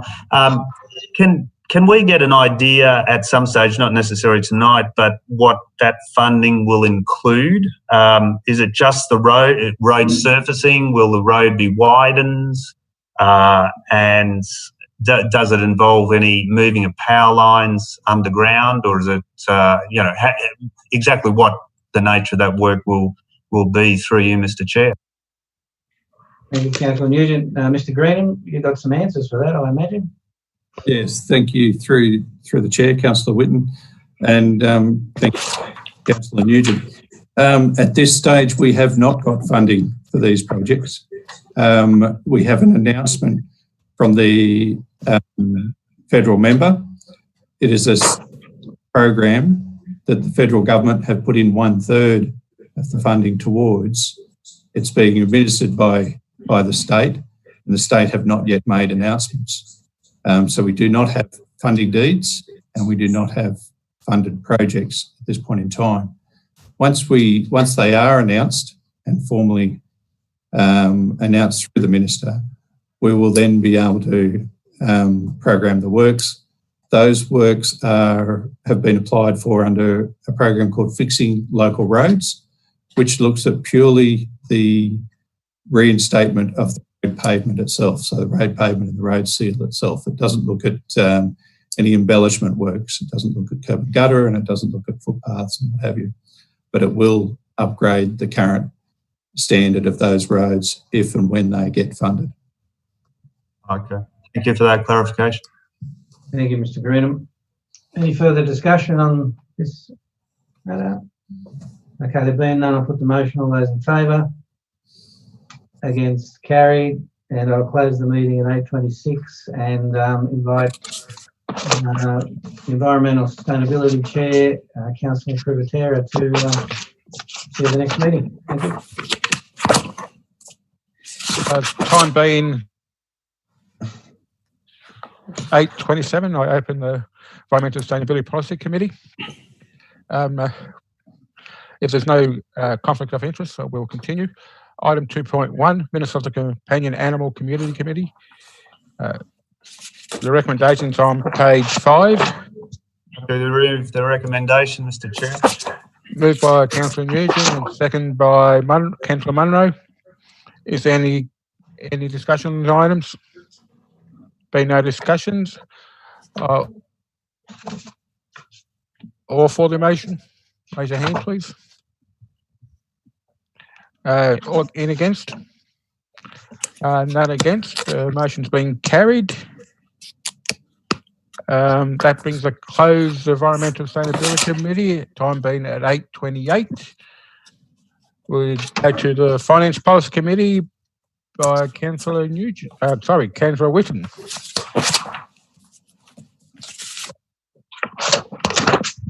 Thank you, Councillor Privatera. I'll open the Finance and Policy Committee meeting at 8:28. Item 1.1, we have no declarations that I'm aware of. No one's come up with any since we started, none. Item 2.1, I'll go to General Reports 2.1, request for financial assistance, Q1 2021, small donations programs, page 5. Happy to move the recommendation, Mr. Chair. It's been moved by Councillor Turner. I believe it was seconded by Councillor Nugent. Any discussion on this item? There being none, I'll put the motion. All those in favour? Against? And the motion is carried. Item 2.2, request for financial assistance for Sustainable Living Expo to be held on the 25th of October 2020. Move the recommendation, Mr. Chair. Been moved by Councillor Nugent, seconded by Councillor Munro. Question, Mr. Chair. Certainly, Councillor Kidd. Look, quite a few years back, I moved this motion, brought it up to council to have a sustainability expo. It was made quite clear at the time that it was to be sustainable. In other words, it would be self-funding. We would have seed funding in there, and eventually it would be self-funding. My only concern is I think it's a great idea, and I still agree with it. But when you have a look into the budget, over $12,000 or whatever it is for speakers. I'm quite sure we've got some pretty good speakers in our region, You know, some of these speakers in some of these things now charge you like a wounded bull, and accommodation and all sorts of things. And really, what are we trying to do with our Sustainability Expo? I just want to highlight it now, but I want to go back to have a look at the original motions where we said that we'd put seed funding in and get the thing up and going. We got it up and going the first year, then Rotary wanted to take it over and run it, which was fantastic. But each year we just continue on funding it. And you'll see that there is a charge or a gold coin donation to go into the expo. So look, I just like something to come back in a few council meetings, just where we're going with this eventually. Okay, and what the original resolution of council was. Thank you, Councillor Kidd. Any further, Councillor Nugent? Yeah, I suppose just to respond to Councillor Kidd on that one. My understanding was that last year the Rotary wanted to, I guess, reinvigorate the Sustainable Living Week, and they brought Craig Rucastle from War and Waste fame out, and hence there was a request there for funding funding to the extent that hadn't been provided before. And I think they want to do a similar thing this year. I'm not sure exactly who the speakers are going to be, although I have heard Dr. Carl's name kicked around, but I don't know whether that will be the case. And the idea is to have a sort of keynote speaker that's going to attract crowds to come along to the expo itself, and to sample the other things that are available at the expo. So that's my understanding of the recent history of it anyway. No, well, I'm quite familiar with the history. I've never missed one. I've spoken at some of them. But if you have a look at the budget, you've got a total expenditure of 15,800, and 12,500 of that is for keynote speakers. I'd rather see it be spent on getting kids in there and kids being involved with lots of projects. I think the general...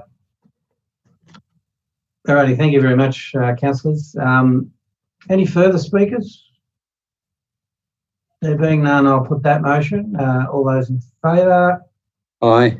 Against? The motion is carried unanimously. Item 2.3 is a request for financial assistance post-exhibition Orange Uniting Church. Jesus. Councillor Munro, are you moving the motion, Councillor Munro? Yes, thank you. Yep. Thank you, Councillor Munro. It's been moved by Councillor Munro. Seconded by Councillor Duffy. Any discussion on this matter? Yes. Councillor Maletta. Thank you, Mr. Chair. Look, I don't mean to sound like a party pooper or an atheist, but I'm just I've got some concerns around the allocation of the money. I guess first of all, what I want to know is whether Uniting Church is a not-for-profit organisation or a business. Can somebody tell me? Well, of course it's not profit. Most churches, all the religious facilities don't pay tax, but I'll let somebody more, the CEO or the technical director, answer the question factually. I believe churches to be not-for-profit associations, or whatever the word is. So I just encourage councillors to remember this is part of the logic here was that this will be part of the Future City project in effect. Yeah, and that was my next question through the chair. Is what my concern is what precedent is this going to set for other businesses in the CBD and around the place? It's not a business. Well, it is a business. The church is a business. The Catholic Church is one of the most wealthiest organisations in the world. Hey, leave us. Yeah, but they do. Councillors, come on. Stick to the debate, please. Mr. Chair. Are you finished, Councillor Maletta? Have you your answer? Yes, thank you, Mr. Chair. Mr. Chair. I believe Councillor Hamling, you were next. Yeah, I totally agree with Councillor Maletta. I think this is a bit of a precedence here. 27,000 for lighting a church spiral. We're going to. I know it's part of the Future City, but I think we'll be opening the floodgates, so to speak. just asked a question, Mr. Chairman, to Director Hodges in regards to the historical significance of that spiral and that type of thing. There've been a number of other organisations involved with that as well. I'm just wondering, is there any issues that we should be addressing as regards to that with lighting of any other churches that we get there? Because I do have concerns both ways. Councillor, Mr. CEO, yep, question to you. Oh, Mr. Chair, if I could just wrap this in some context. This proposal came from the Uniting Church that they were redoing their spire, and it's been done with beautiful copper. And there was an opportunity they did not have money for to put a spotlight on it and really highlight this as a building. Council historically has done electricity and lighting agreements. I think Trinity Church was one of the other ones. It's unfortunate timing here. In a matter of months and weeks even, you'll start to see, yes, it will open the floodgates, and I hope it does, because we'll be going out to building owners across the city as part of Future City and asking them to let us do works on their buildings. Let us help them paint them, let us help them light them, let us help them green them, put plants up the side of them. So this is really just the start of that. And we're going to have to get some close cooperation from building landowners, landlords across the city. So just to set the tone, this will be one of many requests. We will go out soon once you've voted on the Future City project, and we'll be asking building owners to step forward and let us change the CBD. We're only talking CBD, aren't we? Riddell, that's well said. Correct. I think it's a prominent building, beautiful building. Are you finished, Councillor Duffy? Sorry. Yes. Yep. Councillor Munro, you have a question, or you're going to thank you. Yeah, thank you. I think this is a wonderful thing. There's a lot of beautiful buildings in Orange, but the churches, I think, are so important. They're the centre of our society. They're what our democracy is built on, as far as I'm concerned, and our beliefs. I think to make this investment by the church community to put the new copper, beautiful look, and to be able to exacerbate that at night with the light only adds to the beauty of Orange. And if it was the town hall or a civic centre or something that needed to be lit to make our town look more vibrant, I'd agree with that too. But essentially, I think the church owns and deserves a place of recognition in our town, because we all, those of us that aren't atheists, respect so much. I think it's so important that we preserve and protect our faith. So, and this is a great way of building this the look of Orange. So no, I think 27,000 is not a lot of money for that, because tourism, people come to Orange, they look at our beautiful streetscapes, all the rest of it. They also look in our main part of our town and say what a beautiful city Orange is, and this will make it that at night. Thank you. Councillor McRae. Thank you, Mr. Chair. I'll be supporting the motion, but for very different reasons to those that Councillor Munro has just explained. My reasons are that this provides a beacon by lighting up this spire to a church that has been providing additional services during COVID to those who are at risk through homelessness and through socioeconomic disadvantage or losing their jobs. And they've been providing free meals on Saturdays, as there's very few other options available through most of the social services who usually operate on weekdays, through a soup kitchen or takeaway meals. And you can imagine the challenges that has had with people not being allowed to gather and having to, meet all the food guidelines, social distancing. And they've not only been volunteers making the food and providing the food, but also, the pressure that relieves from their budget, us providing this funding for lighting their spire. It's also interesting, it did go on exhibition and there have been only 2 responses, one either way. So I don't think that that provides a definitive insight into whether our community supports or is particularly against the proposal. But for reasons of it providing a beacon of hope at the moment, I'll be supporting the resolution. Thank you, Councillor McRae, and thank you for highlighting those important points and what the Uniting Church has been doing. Councillor Taylor. Yeah, just quickly, Mr. Mayor. Look, the other point I think we need to make is that area is our most prominent heritage corner in the city, probably arguably. We've got the old town hall there, which is effectively unchanged from when it was originally built.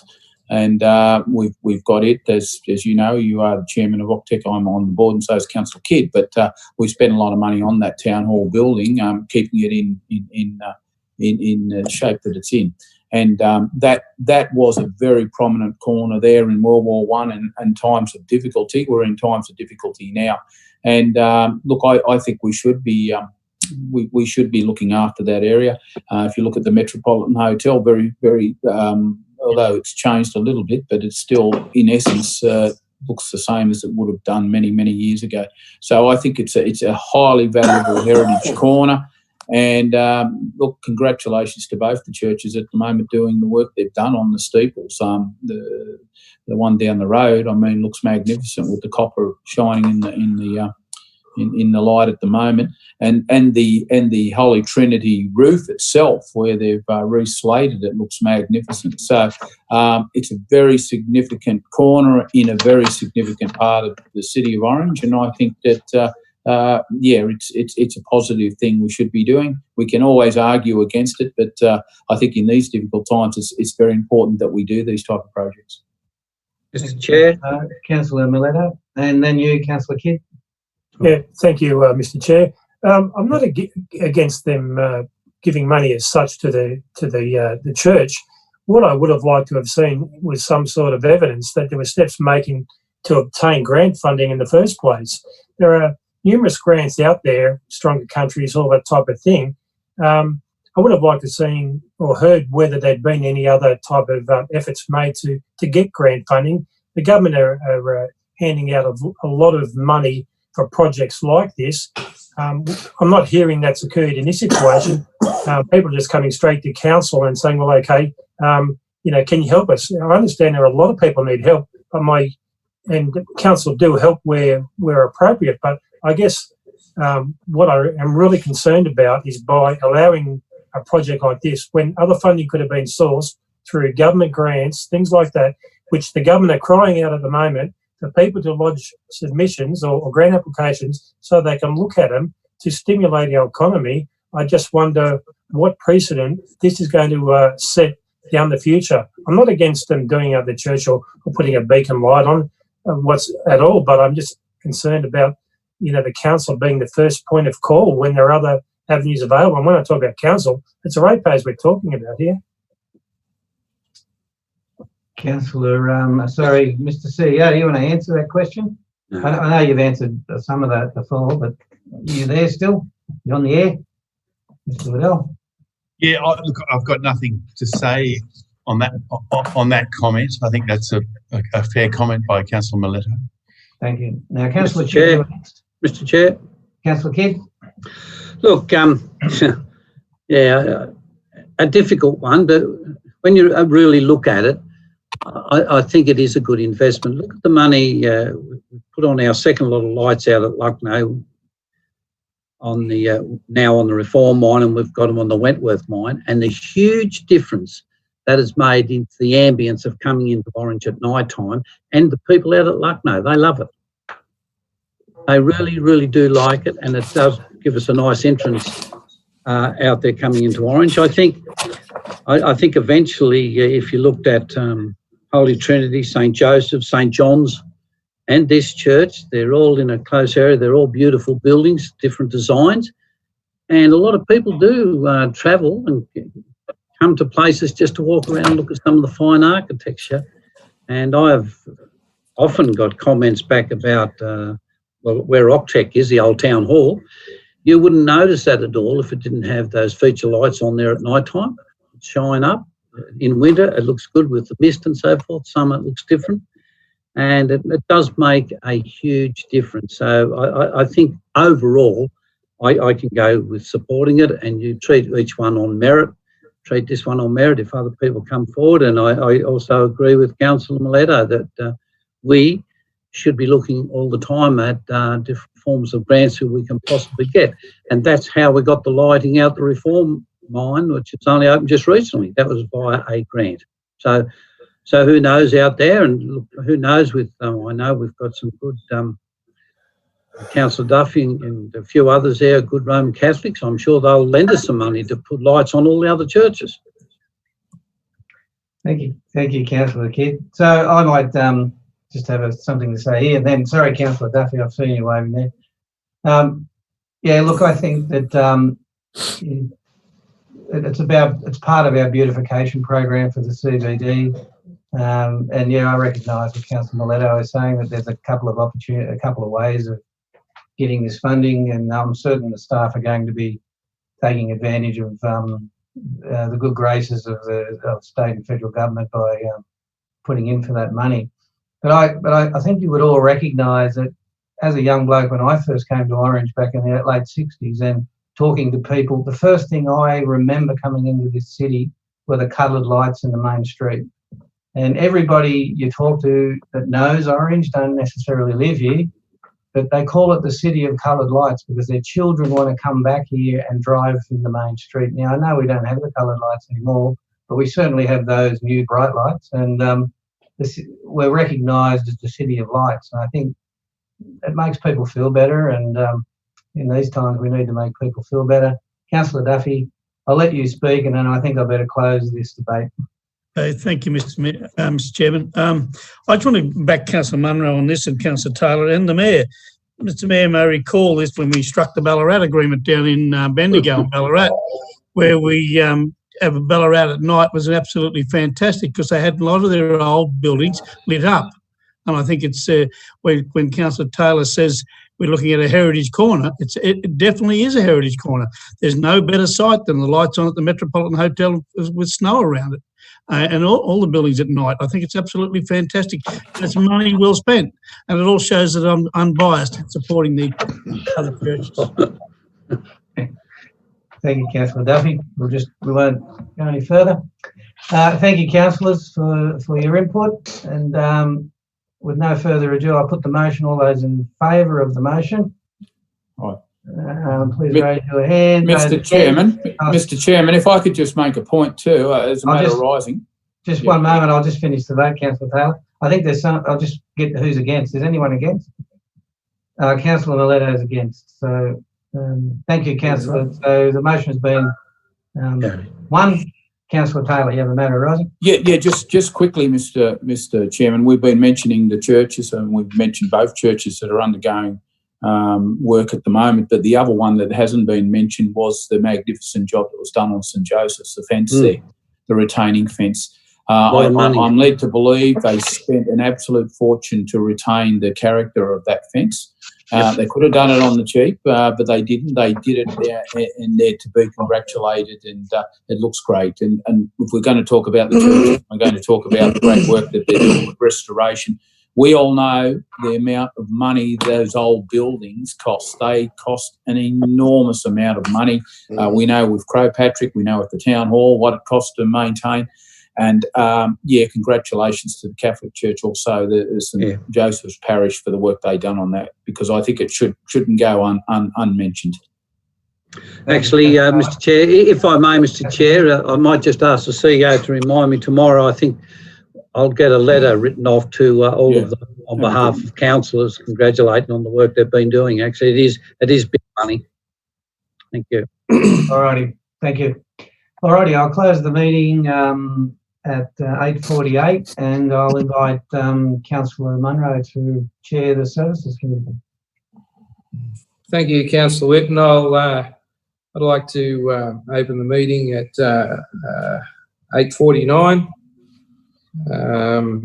Does anyone have any pecuniary interests or non-pecuniary interests? No. Item 2.1, minutes of the NAIDOC committee Move held on the Mr. Chair. 5th of March. Thank you. Moved by Councillor Hamley and Mano, I believe. Is there any on this item? Just Councillor Nugent. Yeah, just a note that national. I think I'm right in saying that we'd be in the middle of National NAIDOC Week at the moment, but it's been again because of COVID. It's been moved back to the 8th to the 15th of November, I believe, National NAIDOC Week, which pretty much coincides, or it's fairly close to when Orange traditionally celebrates NAIDOC Week. So, yeah, I think it's just worth noting that that move of National NAIDOC Week back to November. Yep. Very good. Thank you. Put the motion.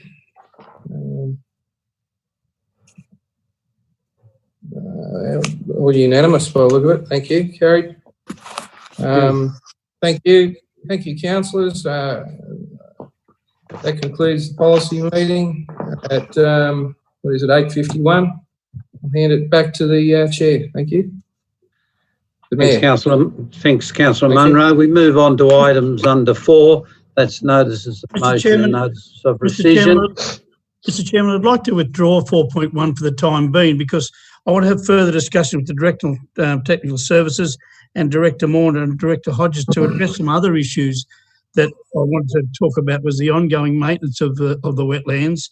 And when we're talking about trying to raise money for boardwalks and all these type of things there, but also my issue is mainly looking at the southern end of what it is. So I'd like to withdraw it and have a discussion with the CEO and those directors and bring it back at a later date.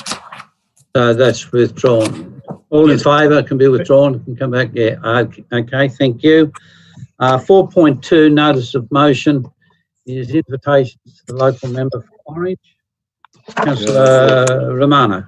Yeah, Mr. Mayor, I've read the staff comment, and I'm actually quite satisfied that all attempts have been made to notify our state member. So that's about all I've got to say on that. Thanks, Councillor Romano. Well, I'll move it for noting. I'll second it, Mr. Mayor. All in favour? Could I just no, you can ask the question arising, if you like. Yeah. Yeah, question arising. Yep. We've got federal member and a state member. Should they not be both invited at least to whatever?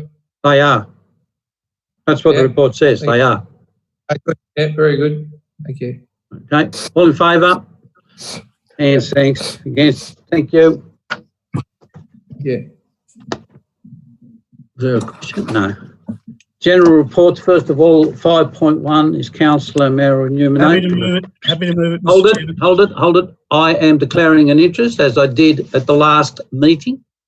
Significant pecuniary conflict of interest. So, Mr. Deputy Mayor, is he there? Mr. Wardell, can you block me out or whatever you do, or I can leave the room? I can go. Okay, so just from a procedural point of view, the Deputy Mayor, Councillor Romano, will now take the chair. Ms Constantine will put you, Mr Mayor, into the waiting room. We will call you back when matter is done.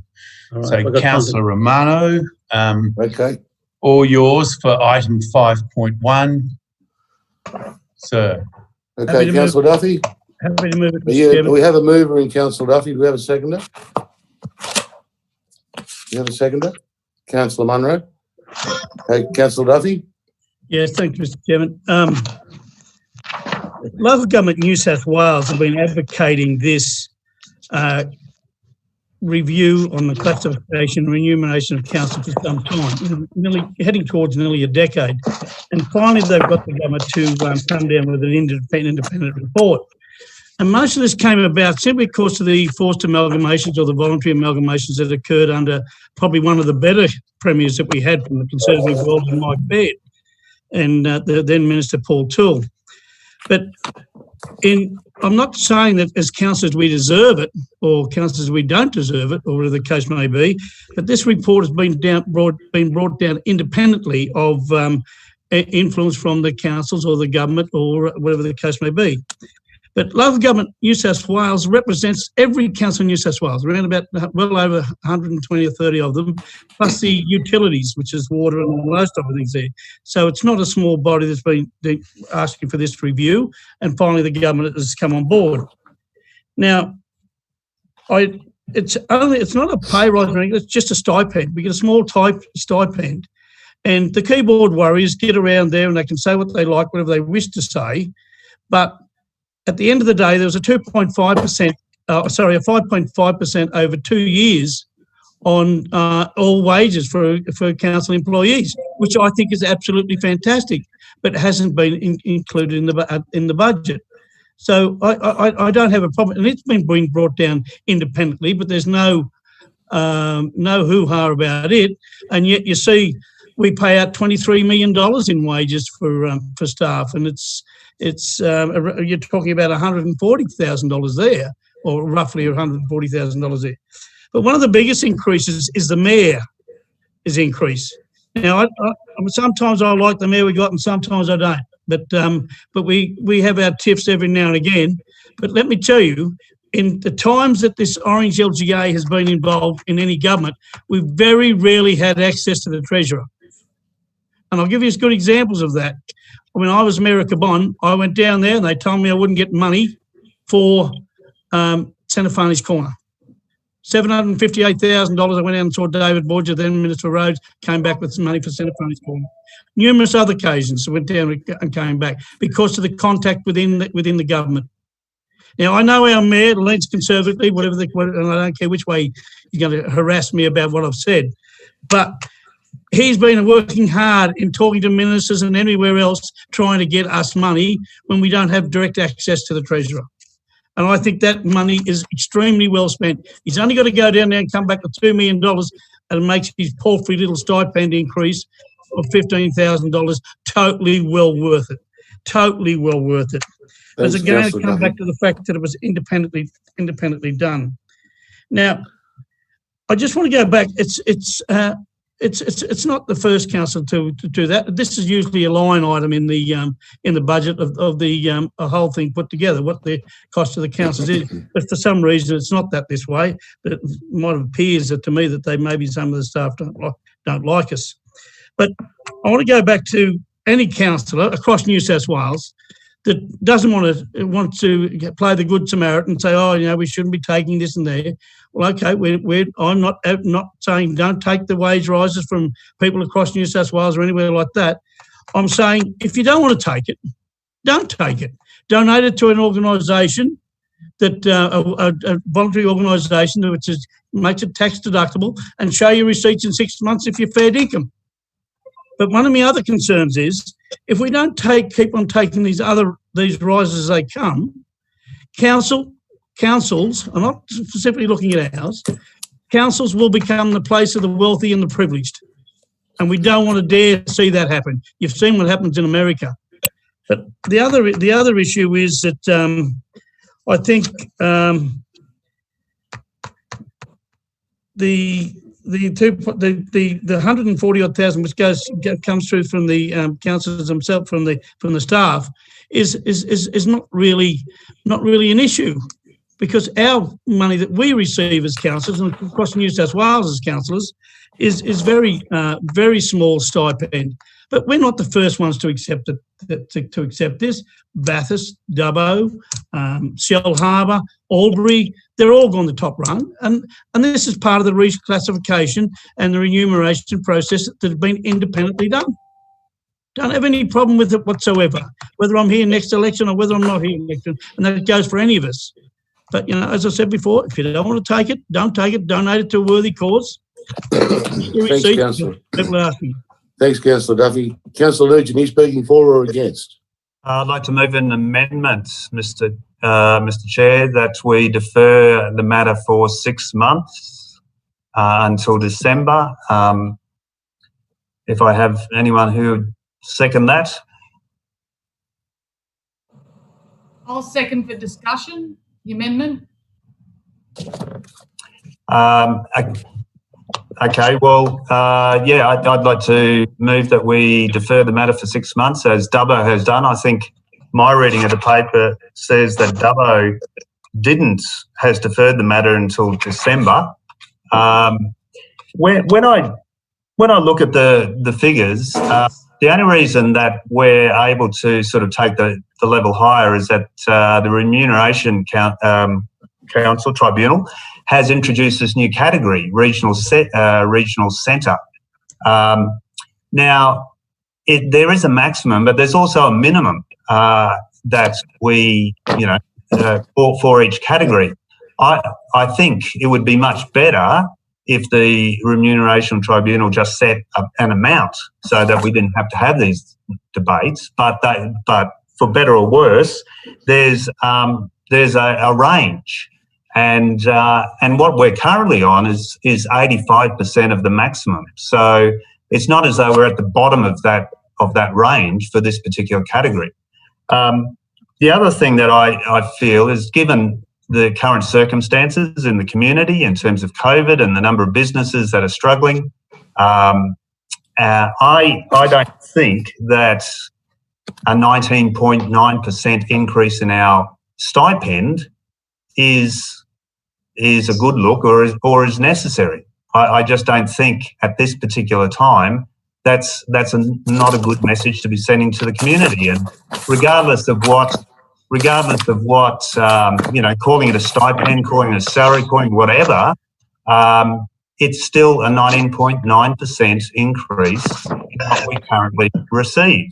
Now, I don't have any problem, and I agree with Councillor Duffy that we don't want to see council become the realm for only people who are rich and well off. But, and I don't have any problem with the next council in 6 months or 12 months' time, and the next lot of councillors receiving that maximum when economic and social conditions hopefully have eased and improved. But I think making that decision at this particular point in time is not a good look, and I just don't feel I can support it. So if it does go through, okay, yes, I take the point. I can make that choice to donate that money, but I just think in terms of a message to the community, it's not the right time, and I'd prefer to see us defer the decision. Thank you. Okay, well, I've had one councillor speak in favour and one against. What do the rules state? There's 2 for and 2 against, or is it 1? Mr. Waddell? Mr. Waddell, are you there? Anybody hear me? Yeah, I can. Yeah, I can hear you. Yes, I can hear you. Yeah. You're the chairman. Well, I think we've had 1 for and 1 against. Are I you was for or against Councillor Miletto? You speaking I'd for like it to or against it? I'd like to speak against it. Look, I'll take 1 more against and 1 more for. I think the rules state 2 for and 2 against. So, and that'll be it. And then we'll put it. And that's for the amendment, Mr. Chairman, isn't Yes, it? We're voting the amendment now. We'll vote for the amendment, but we'll just hear Councillor Miletto. Thank you, Councillor Romano. Look, I think it's disappointing, the timing of this announcement in a lot of ways, because, when I first looked at joining council, I was aware of what the remuneration was going to be, what I was going to be receiving. And in all conscience, I'm only just speaking on behalf of myself. I don't know what other councillors' personal circumstances are. And this is where it's difficult, because we all have different commitments in life. We all do different things on council, and there are all different reasons why we wanted to be councillors. But one thing which doesn't change is that as councillors, I would like to think that we're all here for the community. And when we talk about remuneration, I think that comes second. So, and some of the long-term councillors would be aware of that. It's a big commitment and it's a big sacrifice. And I'm not one to say, well, we don't deserve what we get. I think that as councillors, we make a lot of sacrifices, and there's no doubting that. But and like I said, money's secondary, in my opinion. And if Okay. you're only relying on money, well, then we're here for the wrong reasons. And like I said, I'm only speaking on my behalf myself, nobody else. Okay. Well, I'll put it to the vote for the Can I amendment. finish what I was going to say? Have you not finished yet? No, I'll let you know when I am. Thank you. So in my opinion, reclassifying Orange City Council from a regional rural council to a regional centre is a bit like rebadging a motor vehicle and charging more for it. So nothing changes. In my opinion, we haven't had an increase in workload to justify the increase in expense. And I agree with Councillor Nugent in respect to the fact that it isn't a good look. And, also at the last meeting, we spoke about an increase of 90% of the maximum. And when I come here tonight and I started reading the papers the last couple of days, that 90% has been increased to 100%. And I wasn't consulted as to why that was increased. I'd be interested to know from the relevant director and what the process was to increase it from 90% to 100% without consultation. And that was my concern. So, in some ways, councillors, as a councillor, and we always do, I would like to think so, that in my opinion, councillors should be looking at opportunities to save money and reduce rates, not to take money like this at a time when other people are making sacrifices and struggling. But these are my personal opinions, and I'm only explaining what my personal circumstances are. I'm not speaking for anybody else. So that's all I'd like to say on the issue. Thank you, Councillor Mileto. So I'll put the amendment. Mr. Chairman, I want my right to reply. Oh, yes.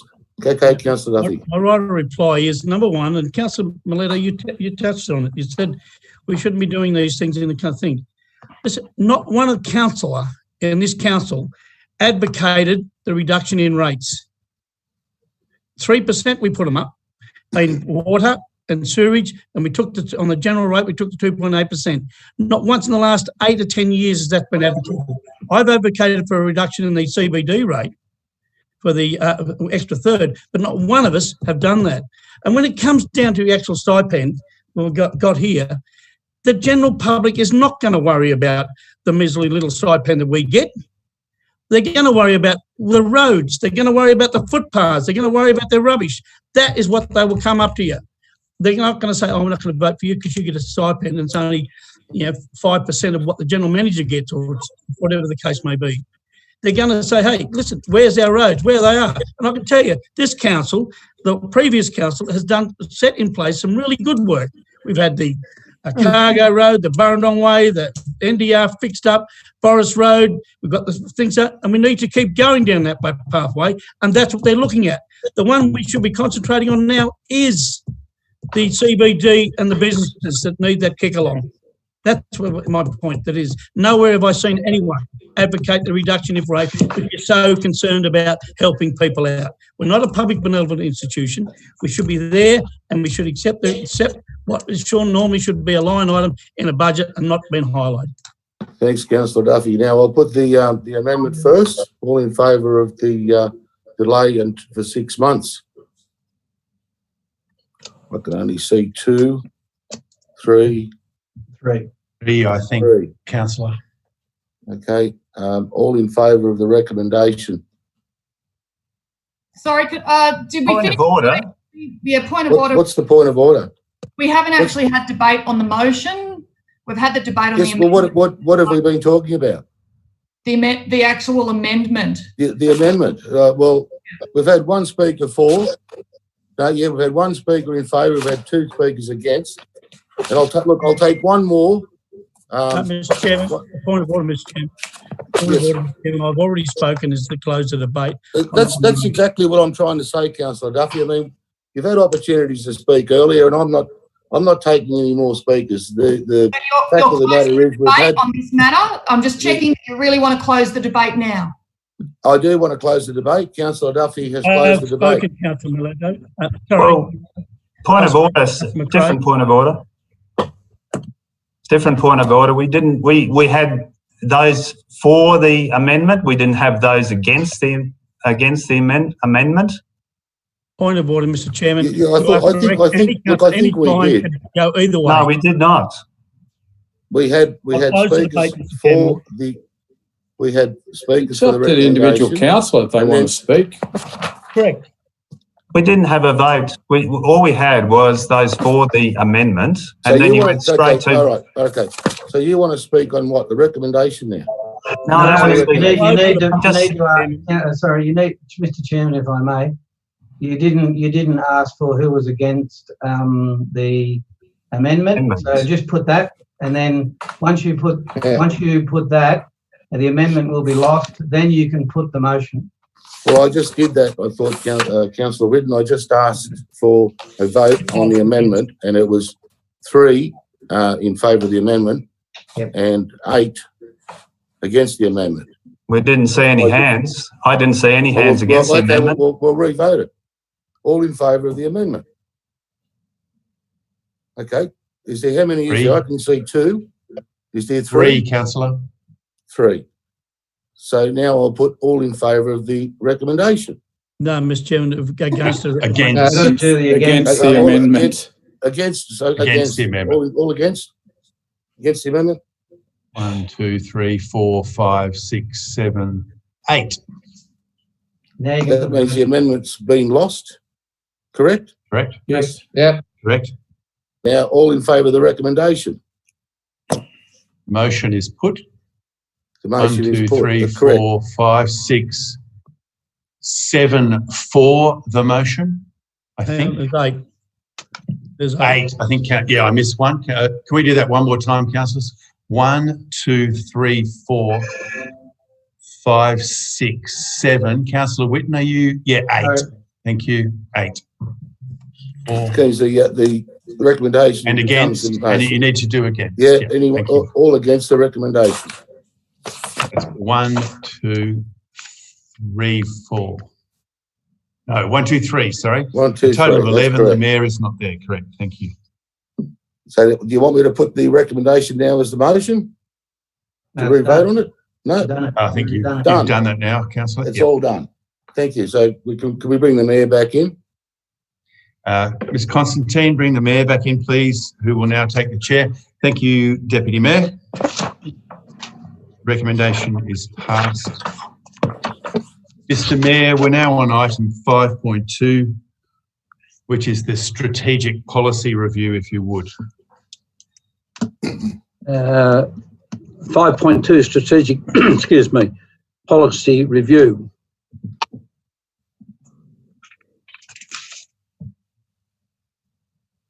Move the recommendation, Mr. Mayor.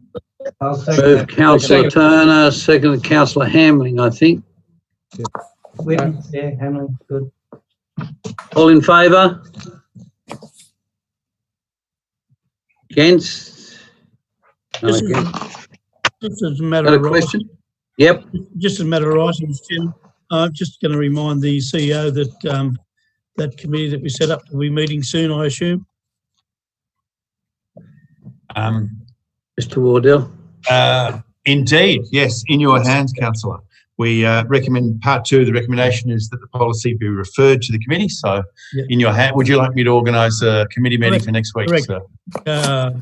In your, I will organise. Probably I will after do that for holidays. next week. That's Councillor Romano, yourself, and Councillor Taylor from memory. Yep. Will do. All right, thank you. 5.3 is classification of land, drainage reserve, Coonamarra Drive. Happy to move the Move in Councillor Nugent. Seconder, please. Yes, Mr. Councillor Privatera. You want to speak, Councillor Munro? No, mate, I'm right. Thanks. All right. Okay. Sorry, Councillor Nugent. Yeah, really just a question, or maybe it's a matter arising. Might be a matter arising, so maybe I should wait until we vote. All right. Okay. All in favour?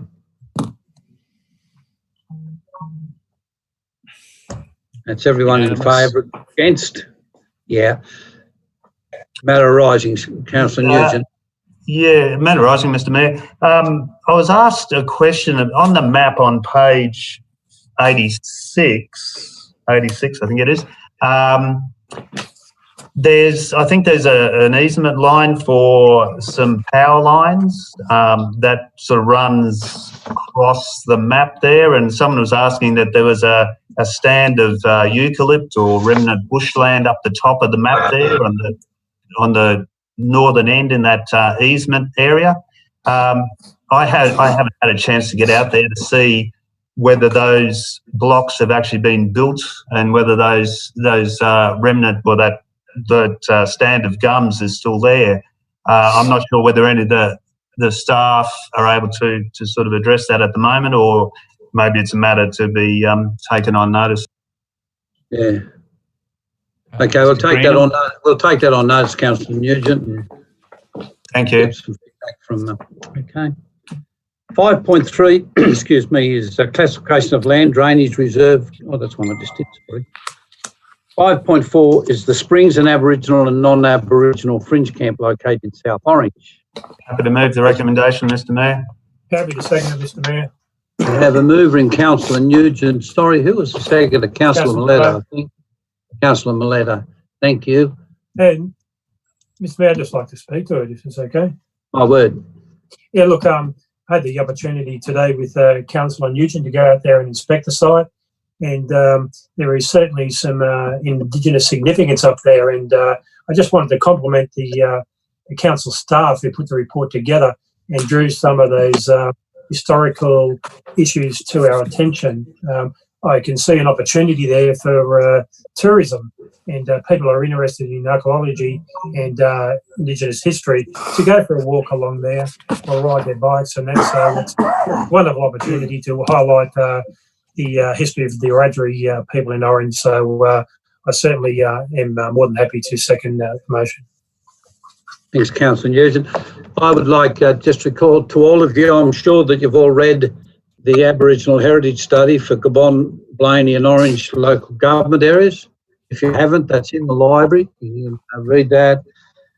And the other one is the Orange Aboriginal Heritage Report of February 2012. So I'm quite sure you've read those. I think Councillor Nugent, sorry. Yeah, sorry. I keep moving across the screen.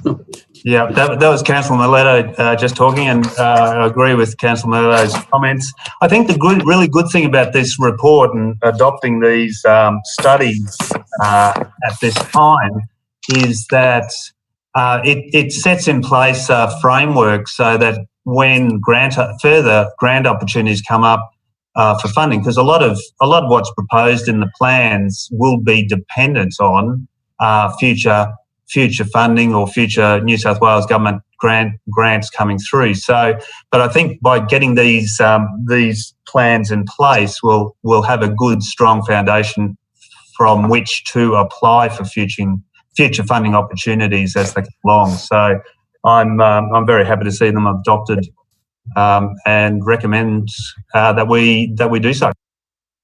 Okay, all in favour? Against? Passed. Thank you very much. We now move into a closed meeting. The Chief Executive Officer will advise the Council if any written submissions have been received relating to any item advertised for consideration by a closed meeting of Orange Council. We have no such submissions, Mr. Mayor. Oh.